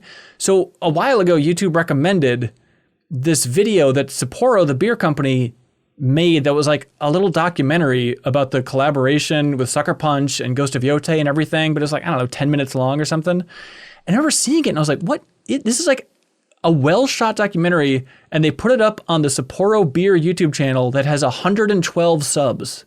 112. And then I was looking for it today, and there is no record of this ever existing. Like, they completely took it down. I still have the link because I sent it to somebody, and so I know I'm not losing my mind. But for some reason, they made this documentary about the Sapporo Ghost of Yōtei thing, and now it has just been nuked off the internet in a Concord-esque fashion. I don't know what's going on with it, but something's up, You guys. gotta hurt me. Why you gotta hurt me? Yeah, like sorry, that? I shouldn't have brought it up. That's not fair. Anyways, yeah, so can somebody answer Hank's question? What does everyone think the secret for unlock maxing out Kojima's credit card is? Kiefer Sutherland calls you directly. Wow. I think that's it. I think that's The it. machine that you max it out on plays a little like 8-bit version of the song I'm in the money. Yeah. Yeah. I'm in the money. Or whatever you're ordering that maxes it out. The box that shows up to your house has got Solid Snake in it. Oh! From the game. In a box. Oh, that's good. Channing Potatum, very good name. Channing Potatum writes in, he says, hey crew, please predict Jacob Geller's ability to get Silk Song into the upper 10 at the end of the year for our Game of the Year debates. Okay, here's the thing. Let's all. We got some Silk Song haters. Not at haters. Not haters. Doubters. We have Silk Song doubters. Not lovers. Those are not players, not people who would be interested. It feels like a grade number solving. 11 to me. I was going to guess number 6 is where it's going to end up. That feels high. That feels high. High for Silk Song. When you look at all of us, not just Silk Song in the zeitgeist, Silk Song with the MinnMax crew. Yeah. 6 feels Which is high. key. That's key context, Haley. That's key. Yeah. I mean, Jeffem might It's an be amazing game. I just didn't play it. I don't want it. okay. How do I grade that? Like Jeffem's warming up more and more. Like it's unpredictable. Yeah. Trying to see where he could be the make or break for this entire thing. Janet I think Jeff posts about it constantly. I don't know if she's liking it that much, but she's certainly playing it. Like, I think by the end she'll be positive. I think she will she'll be too. a I think force so for it. too. And if Jeffem is too, I think then easily top 10. yeah. That's enough people. Okay. I just know more and more in 2025, you don't want to waste anybody's time. You know, and I feel like you die a lot in Silk Song. And when there's so many games to play and so many things to do and so many responsibilities, dying over and over is not like in 2011 when we were all playing Dark Souls. It's definitely a factor nowadays. Yeah, we're too busy rolling get down that. a mountain in baby steps, so I don't think it counts. Yeah. What do you guys think totally get it. Musume how it'll do? What a Number one. dastardly question. Do you think it will do okay? I don't like your I think tone. Hades 2 is MinnMax game of the year. I like that as a Oh. prediction. What's my prediction? That'd be cool. Right now, it's so clearly clair obscure that it's not even fun. It's not We've really fun. got to have something surprising come out. Yeah. With blueprints right there as well. Okay. I don't think so, but I love okay. Blueprint. Haley, I think Uma Musume. Ugh. I'm disgusted at the notion of this. I bet it's going to be like number 5 or something. Higher than Silk Song. Yes, I do. Yes, I We will do. get attacked if we put Uma Musume higher than Silk Song. Even I can admit that. Attacked for our truth as a collective Attacked unit. for our truth. Yeah. No, and I we play only Uma got attacked Musume before when we were every day. lying. That's true. That's true. I literally play it every day before I go to bed. At least one career Still. run. Still. I love it. Is the monetization nice? There hasn't been a Nikki style turn. No, I mean, like, it does take a lot to get the carrots, but they keep Sure. having controversies I don't learn about, and then they send me a message and they say, here's your worst sword carrots, and I go, okay, I don't even know what you did, but I'll take the worst sword carrots, and I use them to get my new horse girl. Travis and Fargo writes in asking, "What villain has the best hideout, secret lair, or otherwise evil base of operations? Which villain's doing it best? Shredder. What's his base like? Remind me. Technodrome. Does he work from there? Sometimes. It depends. He's either got his like normal hideout with all his Foot Clan kids and everything, Yeah, or the Technodrome. that is such a good name for Does it. it just look good because the turtles are in a sewer? Oh, so everything in Barrison is just amazing? Yeah. Yeah. Yes, that could be. They're in the little dirty sewer, and then he's just in a house. You'd be like, whoa. Wow. Also, Dr. Wily. It's pretty good. Yeah, the castle's good. That's a really good choice. Pretty good. Yeah, that's pretty good. Dracula. Yeah, I was thinking Dracula. Her. He's chilling in a big old house, and it's always decently tidy with Dracula. I don't know how It he gets, is. I don't know because he's not hiring help, is he? I don't think Probably so. ghosts, like little poltergeists kind of cleaning up. Yeah, I Little think it's ghosts. probably a ghost situation. I was going to go Syndrome. Bowser's Castle. Bowser's Castle. What was sure. it? Syndrome from Incredibles. Like he's got that yeah. whole island that no man is an island, that whole island to himself. You get there by like flying under the water, but specifically it's the room with the computer with the lava. Remember where like the lava Yes. flow like Yeah. opens and closes as a door? It's beautiful. It's Yeah, good enough for that's pretty Mirage. sick. It's good enough for me, you know? Incredibles 3 confirmed. I know. It's coming. I know, but it's not Brad Bird directing it. And even though I think he's a lot to handle, That's a lot. I just don't know if I feel good about the director of Good Dinosaur handling my beloved Incredibles. Oh, Boo! Nobody I let me did see not that even like- on accident, please. I might in a weak moment try and see it. Please stop me. I did not like a dinosaur. That movie makes me mad. He also worked on Monsters University, one of the most underrated that one. That's Disney movies fun. of all time. That's I fun. like that one. I mean, let's not get wild humor, but it's fun. I love it. I love it. I remember Monsters University and Finding Dory. Two of the best. Okay. For real. Wow. Okay. What are you talking For real. about? One of the best. Those are my hot takes. Those are my hot Disney takes. I'm sorry. Are they? But they're each worse than Monsters Inc. and Finding Nemo, respectively, right? Right. I really got to think about it, honestly. Shut I the love up. You have to think That's about very it. God. obvious, yes. Get the hell out of I- here. I heavily relate to Dory. Like heavily. Like Sure, I see Dory. So it's tough. It's tough. Sure. Finding Dory is debatable. I love Finding Dory. I love it. I I'm like the obsessed with it. octopus. He was fun. There's good sequences Hank, with him. dude. Hank. Yeah. 10 out of 10. Respect on it. And now that I think about it, that is a good name for an octopus because it's like ink. That's what they're going for. Yeah, I get it. So good. Underrated. L. Stockler writes in. They say the other week on Bonus Pod, Haley gifted us with more comments and not legal advice regarding Nintendo's patent strategy. L. Stockler says, I'm also a lawyer, but I've only dipped my feet into IP law and I'm not even in a common law country. What does that mean, common law country? There's common law and civil law countries. We both are in a common law country. Okay. However, some of the things you said got me thinking, how does all the shenanigans from Nintendo hold internationally? Like, can other games release a game with summon mechanics in the specific patents if it's just like releasing in Europe only or something? Patents are jurisdictionally based, so if you want protection in a specific country, you have to file in that specific country.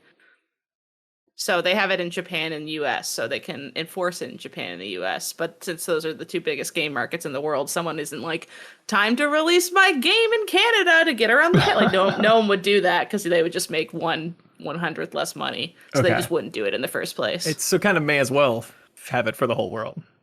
Yeah, kind of. That's going to give you guys a big ego to say that, but yeah. Finally. A little bit. Yeah, right. Blunkers writes in and said, we started seeing Halloween decorations around our neighborhood, and my 3 and 5-year-old got in a heated debate about whether ghosts and skeletons were dead or not. What do you think? Are ghosts and skeletons dead or not? Who's vetting Undead. these? They're Who's vetting undead. these? So yeah, What do you you mean? gotta Wait teach a these second. kiddies the word undead. What? Undead? What's dead? What's dead? Just a dead body? Yeah. Undead is like they're still here, but they're dead. But they're dead. We're talking animated skeletons walking around playing their ribcage like a xylophone. Yeah, Correct. To me, Yeah, they're undead, sure, like that's zombies. undead. Like a zombie is undead, where it's like dead, but like you're still here. When you're But it's dead, dead. you're like gone. You're in like the No. cosmos or whatever you believe. It's so interesting to Yeah. put ghost in with that category. I wouldn't, but I guess I wouldn't fight to the death about it. Sorry. Maybe a skeleton is undead and a ghost is dead. That feels right both to dead. me. No, Yeah. that feels right to me. I think a ghost being Yeah. undead is No. not right because the ghost They're it both is, dead. but the ghost is in the other realm. It's just you can it's just seeping through. Right. Little seepage. That is the distinction. Yeah. I think you guys are thinking that undeads can't be dead, but they are dead plus extra. Yeah. You're dead and undead. Yeah, they're dead and then they're undead also. The undead doesn't get rid of the dead. They need to be dead first I and think then they it become does. undead. A zombie's think dead so. and undead? I think they're A just zombie zombie's isn't dead. undead. The human inside that was there is dead. Right. hang The on. undead may be incorporeal ghosts or corporeal mummies, vampires, skeletons, and zombies. Undead.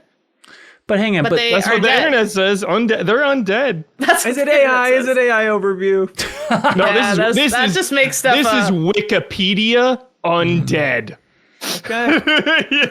what? But hang on. Now, what about Good as it gets. the living dead? That's the same as undead because Night of the Living That's Dead. just a fun phrase. That's just a fun phrase. That's it. Okay, but- Yeah, that's not scientific like the other one. I see. That's I not see. science. Okay, got it. So wait. You always move on. You always move on. When it gets really interesting, you move on. Yeah, When I get podcasting. intrigued. Yeah, we talk about Kojima's freaking pens and stuff for like 80 minutes. Whatever the hell you're I talking also about, regretted that forgot. segment. If it's I dead, did something with the bank. Cool, man. if it's undead, it's dead. Because describe undead to me. What is something that is undead? It was The dead, undead but are it ain't. now. beings. They are beings in mythology, legend, or fiction that are deceased but behave as if they were alive. They're dead. They're dead, but they act funny. That's They're what the dead. word undead is trying to define. Yeah. Yes, but I was Yeah. saying that they're dead, and then particularly Leo was like, no, it gets rid of the dead qualification. But I argue it keeps that qualification the whole time. But not primarily. Well, the term It's usually not the most helpful refers. It usually refers to corporeal entities. In some cases, the term also includes incorporeal forms of the dead, such as ghosts. Hubert, you got to stop saying the word corporeal. It's not helping this debate. Of the dead. We keep saying, what's something that's undead? It's something that's dead. Yeah, Pause. you're right. Pause. It is That then dead. dances or like something, but so it's dead. No, but it's dead. only dancing Wait, because a it's zombie's undead. coming at you. You say, "Look, it's dead." Yeah, Look it's at that dead. dead thing, and that's helpful to the people around you. It's not about whether or not the Something's dead information over there. received is helpful. It's about whether it's correct. Then what is the point of language at all? Sorry, we're podcasting So that at 3 I p.m. can We know how this say- goes. So that if I say a weird random combo of sounds, you think of that thing. That's insane. If I say giraffe, I literally just made some noises, but you know exactly what I'm talking about. That's the craziest shit I ever heard in my life, and we're amazing for that. So that's why this stuff matters. Because Ben if was we so right start to try chucking and the not rules let us away, get here. yeah, that's why everything matters. Everything matters. Can we have an easy question, please? Bucket of Ben's learned questions. that if he just yells things, it really makes me laugh, and he started doing it way more. It Sorry, always it's a works. tick now. Felix Diaz writes in, I think this is interesting. They say, I recently saw a Mega Man X speedrun concert by Bit Brigade. The band played the soundtrack and a guy played the whole game front and center on the stage. It's a very surreal experience to sick. see a band restart a song because the player failed a stage, or see the player sit there as the credits rolled while the band kept playing. Mega Man X being my number one childhood game, it was an amazing show. The band leader at one time described the speedrunner as another musician. Do you think a non-music game can be a music instrument in this scenario? No. I kind of like it. It's kind of like the conductor. It's choosing the pace and like what music is playing. I think the game is the Conductor's conductor. not a musician, though. Is the conductor a Is musician? a conductor a musician? Yeah. Yes, a work with conductor music. is a musician who uses gestures, expressions, and cues to interpret a piece of music and lead an ensemble. Corporeal He's not- gestures? They're not freaking playing anything. Well, then Mega Man X is the greatest, my favorite They're musician. playing the orchestra. They act as guides. Is their chair a musician? Because Okay. they're helping them sit on their butt to play their instrument? Okay, you're saying a chair has just as much talent as a conductor. Haley, I don't Not think so. talent. Not talent. You're warping my words to make me seem like the villain again, again, and again. It's saying that has the same role as a chair and a conductor. They're helping the musician. The conductor crazy. helps a lot more, but he's not a musician just because Hey. he's helping. Conductors out there, I'm sorry, this is an attack on you and your livelihood that I am sorry we are broadcasting onto the internet. Villain Haley McClain. I hate to say it. Bad faith debate. That's what I'm seeing here. Bad The faith conductor debate. plays the orchestra, as Steve Jobs himself said when Michael Fassbender played him in the Steve Jobs. Well, now movie. that's more right. disrespectful to the musicians themselves. They're playing their music. He's just put up one of those little TikTok things up there that goes like this. That's more disrespectful to them that would be the same. But it does respect the the same conductor. role. Is this thing an instrument? No. Metronome. It's a TikTok. Kind of. Thank you, Hubert. It makes Is a a TikTok. metronome an instrument? No, it's not. It's like a drum machine. That's very basic. No, it's not. You know it.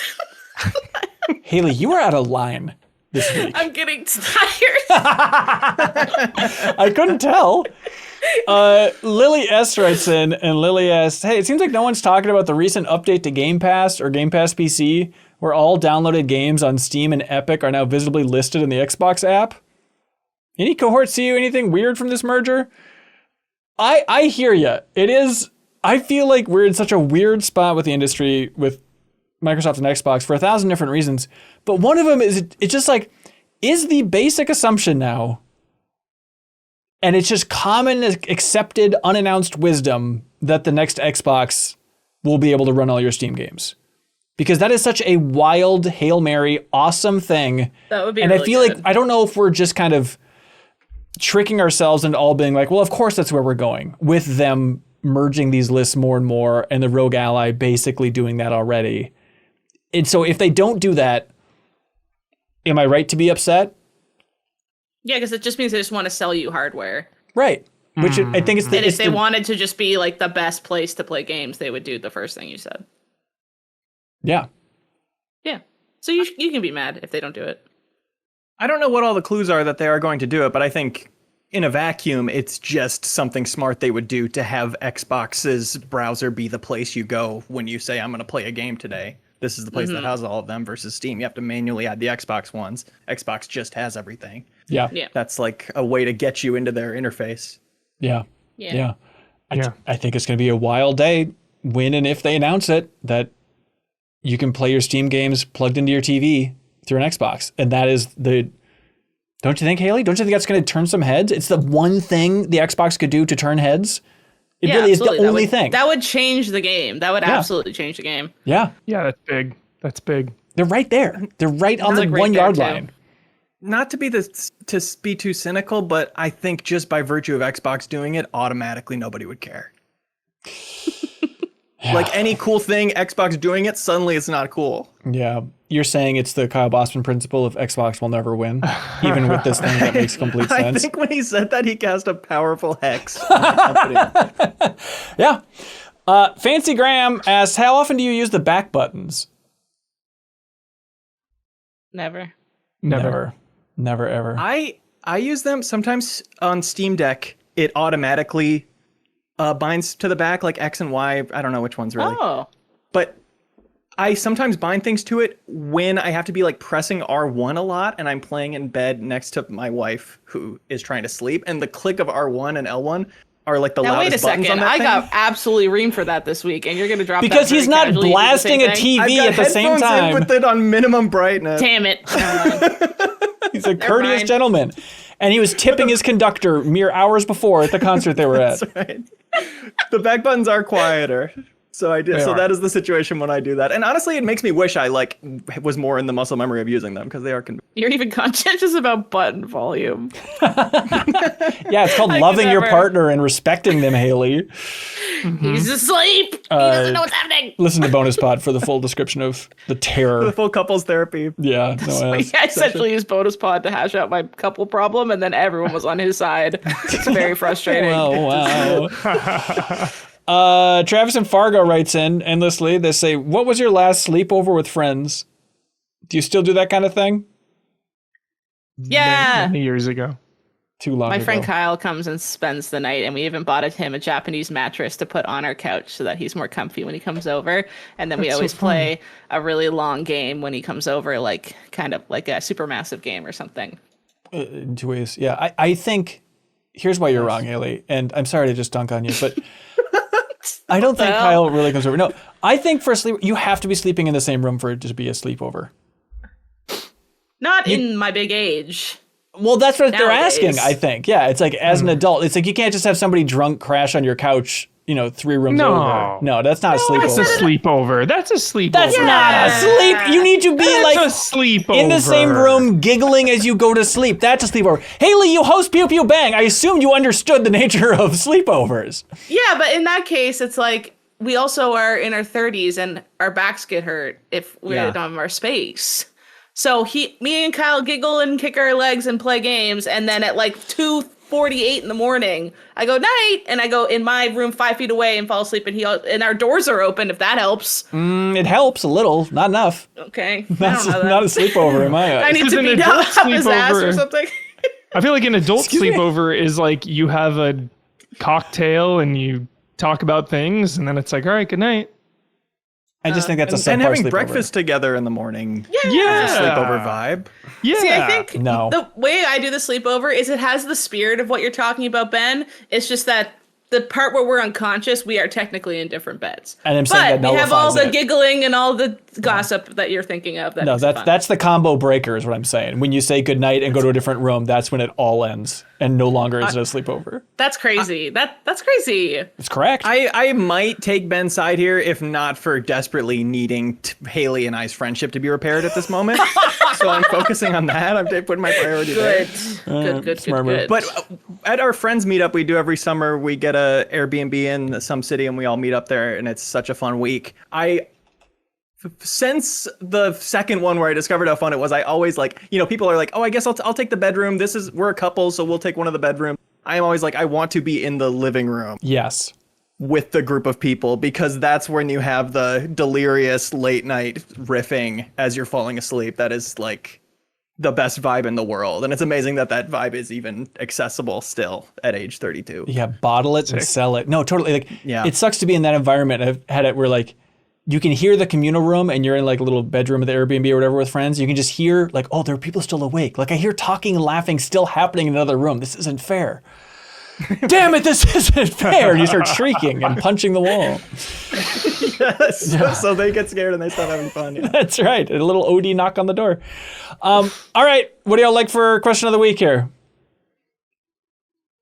Weirdly, the skeleton. I was gonna Yeah. say skeletons and ghosts. Yeah, all for right. Sure. Halloween's coming early, Sid Schumann from PlayStation. We don't have to wait till next year for Halloween the game to release, because Blunkers, you're getting a prize for your ghost question. Simpler Times on vinyl, thanks to I'm 8-Bit. And now it's time for something that we love to call Get a Load of This.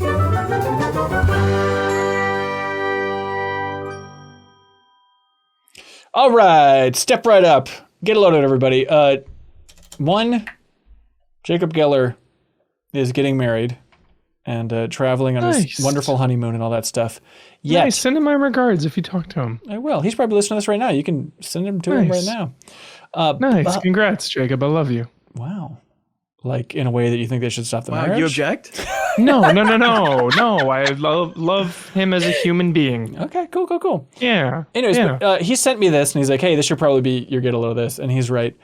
There was a Blue Sky post that says, after watching Fantastic Mr. Fox for the first time, I was excited to learn about the iOS tie-in game that inexplicably is a Kuru Kuru Kurin clone. One of my favorite Game Boy Advance games. That this was the official tie-in for Fantastic Mr. Fox. They have a trailer up on like Sony Pictures YouTube channel with like 10,000 views, and it's just Kuru Kuru Kuru, but in the world of Fantastic Mr. Fox. It's pretty sweet. That's wild. There you go. I would love to play a game in that world. I just realized. Get a load of this. Yeah. Get a load of this. I love baseball. And who doesn't love the most human thing you can do with someone and just play catch, Yeah. right? You just play catch with someone, you know? You play catch with your grandparents, you play catch with your children. Catch. 2,300, this is just the other day now, yesterday, by the way, 2,358 people broke the world record in New Jersey for the largest game of catch. Wow. It's actually a lot less people than I thought it would be. 2,358? I thought it would be much larger for a game of catch. This is all with one ball? No, everyone is playing, so duos. Are paired. Okay. Sure. So there's 2,358 divided by 2 pairs. Apparently it was a huge deal because only 8 pairs were disqualified. There's like weird disqualifications because the Guinness World Record people are like really intense. And the like judge was like, oh yeah, only 8 pairs were disqualified. That's an exceptionally low number. So it was very, very good. Can't like underhand throw or something? Yeah, like, what are the they rules? threw like a girl, so they got kicked out. Yeah. But Yeah. I hope that somebody had a whistle and that everyone was like equidistant from each other and that everyone was like throwing and catching at the same time. Like, can you imagine how uncanny that would feel if you had a huge group doing that? So cool. Yeah. Love it. Links below for all this fun stuff if you want to see it. Get a load of this. I bought an Overwatch 2 skin. This is my first time I bought a skin with actual money because the collab is Persona 5 in Overwatch. I saw that, Haley. I saw it. They're really good skins. They gobbled that the hell up. And maybe I'll let you guys guess which one. There's Panther Mercy, so obviously, because obviously. There's Diva Makoto, and then Johanna, like her motorcycle is the mech with like the face in it and everything. That's pretty sick. There is Genji Ryuji. Don't really see that one too much. Don't really get that one. There is Joker, the new water guy. I don't even know his name yet. Joker water guy. Mm-hmm. And Life Weaver. Oh, is it Yasuke? I think so. And Life Weaver Yasuke. Makoto for sure. 10 out of 10 character. Huber knows me. Got the Makoto Diva skin. No doubt. And it leaves the little, like when you're in the temple areas, like your footsteps leave little like splashes of purple, just like in the game. That's and cool. then the victory pose at the end is like a frame for frame remake of their like once you kill a bad guy in a dungeon or whatever, and they have their own little custom animation where they turn to the screen, it gets really splashy and flashes. They just do that frame for frame. It's the same. And it's a really good collab. It's like the best collab they ever did. That's cool. Give them a W when they're in one. Okay. All right. Respect. Yep. Ben hates that one, actually. Mm-hmm. We're actually going to pick a fight about that, Haley. I'm sorry. You know me, I will fight over semantics and that kind of dumb forever. Get a load of this. Jen Hoshino, who was the musician in Death Stranding 2, of course, y'all remember making deliveries to him, Great songs he has in that game. He also did a song earlier this year called Mad Hope with Lewis Cole, who's one of my favorite musicians. Great song. It got a music video more recently than that. And it's really, really good. I just watched it for the first time. It's like first-person hardcore Henry style sprinting through the world, but doing like crazy magic tricks and crazy transitions, just visual trickery. It's just a very fun 4-minute watch, and the song is extremely good and catchy and weird. Powerful sax presence on this track. Love sax. Yeah, big sax fan. Maybe that's like a better way to live your life is just listen to more sax. No, but like, you know, there's got to be some subreddit or something where it's like, if I could just every week have a block of time where I watch like the 4 best music videos released that week, you know, just have your own little Beavis and Butthead moment. Like, I feel like I'm just scattered with, I catch a music video here and there, but just have dedicated time to like, you let me miss try. MTV. I guess that's what I'm trying to say. Yeah. Right? That's I miss when Maria and MTV I's too. algorithm is the best, is when it's heavy on the music videos. There are some really great ones being made. Yeah, why the hell not watch more of them? Hey, get a load of this from Catherine in the Discord. People share stuff all day, every day in the Discord for fun facts, fun stories, the best news feed you could find on the internet, I promise. But Catherine shared this site, which is savestate.site/podcasts. So Chris Chapman of Retro History has reconstructed the RSS feed access to a few old gaming podcasts. So they've reassembled these RSS feeds. If you want to listen to GameSpot's Hotspot podcast from 2005, Oh, wow. you can jump in and start listening to it in a convenient way. Or Retronauts from 2006. It's very cool if you like, podcasting game history. Like those are super important for the origins of this whole thing that we're doing here. They did have like a disclaimer where they're like, we're glad to be able to do this, gaming podcast from 2005, some things will be said that like obviously we don't condone. The language was a bit different back then for some of these, but fun facts. Links below if you want to check out all that fun Think they'll stuff. say that about us in 20 years? Oh, I guarantee it. Yeah, I can't believe they were using the word. Conductor stuff. Yeah, undead is offensive to a lot of people these days. Versus dead but moving around. Right. All right, that is it for this episode of the MinnMax Show. Thanks everybody for watching, listening, sharing all the fun stuff. Michael Huber, thanks for jumping in, champ. Thank you for having me anytime. Thank you so much. And if people love your voice, love your tood, and they want more of you, where do they find you? EasyAllies.com. That'll be a good link. Or twitch.tv/EasyAllies. We do podcast streams, all that good stuff. I was just going to say I was grocery shopping the other day while listening to Easy Allies, and you guys started reading my Blue Sky post in the middle of the episode about the patents. I was like, whoa, they're talking about me while I was in the chip aisle. It was very fun. Haley was Thank heavily you. featured on that episode of patents. yeah. Nintendo's you. insane patents. Yuck. And then you Haley's and the authority, for sure. It does feel that way. but then you and Huber were you and Blood were heavily featured in our Gamescom travelogue that just went up on Monday. that.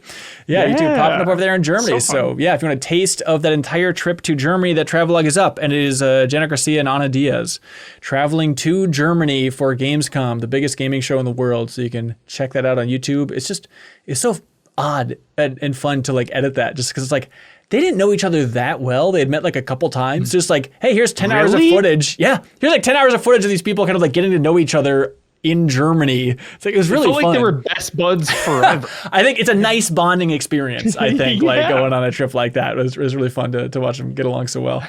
But otherwise, we got the deepest dive on Metal Gear Solid Delta. The grand finale is up on YouTube and in the bonus podcast feed right now. It is covering everything from the Saros boss fight through the end. We cover, I know it's confusing, through the ending of the game is a better way to put it. But we have Dan Reichert from Giant Bomb join us for the grand finale, where we got Charles Hart and Haley on there and Kyle as well. Haley, do you feel good about that entire Metal Gear Solid 3 journey you went on? Yeah, I mean, like I remember the first portion where it's like 95% cutscene and like 5% game. I was like, oh, I think I'm just gonna watch a movie on stream. But then it's crazy how that game and its absurdity grows on you so quickly. Even it's only like I think I played for 12 hours total, and by the end of it, I was like, oh, I love Snake. He's so cute. Like they really do make you like the characters. Yeah, so it's a super fun discussion, so you can check it out there on YouTube or the bonus podcast feed. If you unlock that bonus podcast feed, you also get a hootenanny where a kind soul jumped up to the highest tier on Patreon, which we scramble and assemble a giant bonus group podcast. So we got 6 of us Everyone together. knows what a hootenanny is. Oh, sorry. They get the idea. But it's a bonus all you have to podcast say. with 6 of us. It's very fun. Check it out. A lot of wedding talk, but fun wedding talk, and Wild West talk, a bunch of other fun stuff in there. And then you also get access to Bonus Pod each and every week. It's the frickin' companion show to the MinnMax show Haley hosts. And this week, we hinted at it before, but her boyfriend Michael is on for a nice in-person episode where you two unpack Silksong, and then also watching content in bed. This didn't get highlighted as much, but he also tells a story about you coming in drunk at 3 a.m. and eating something in bed, which was revolting. So A local cuisine called a Yes. donair. there we go. So you can tune in. It's a very fun episode So to check that out. drunk. I think that's one of the most drunk I've ever been. I was just eating a donair. And then we get a new episode of Pew Pew Bang coming up on Monday, right, Haley? It's a really good one. It's one of the longest ones we've recorded yet again.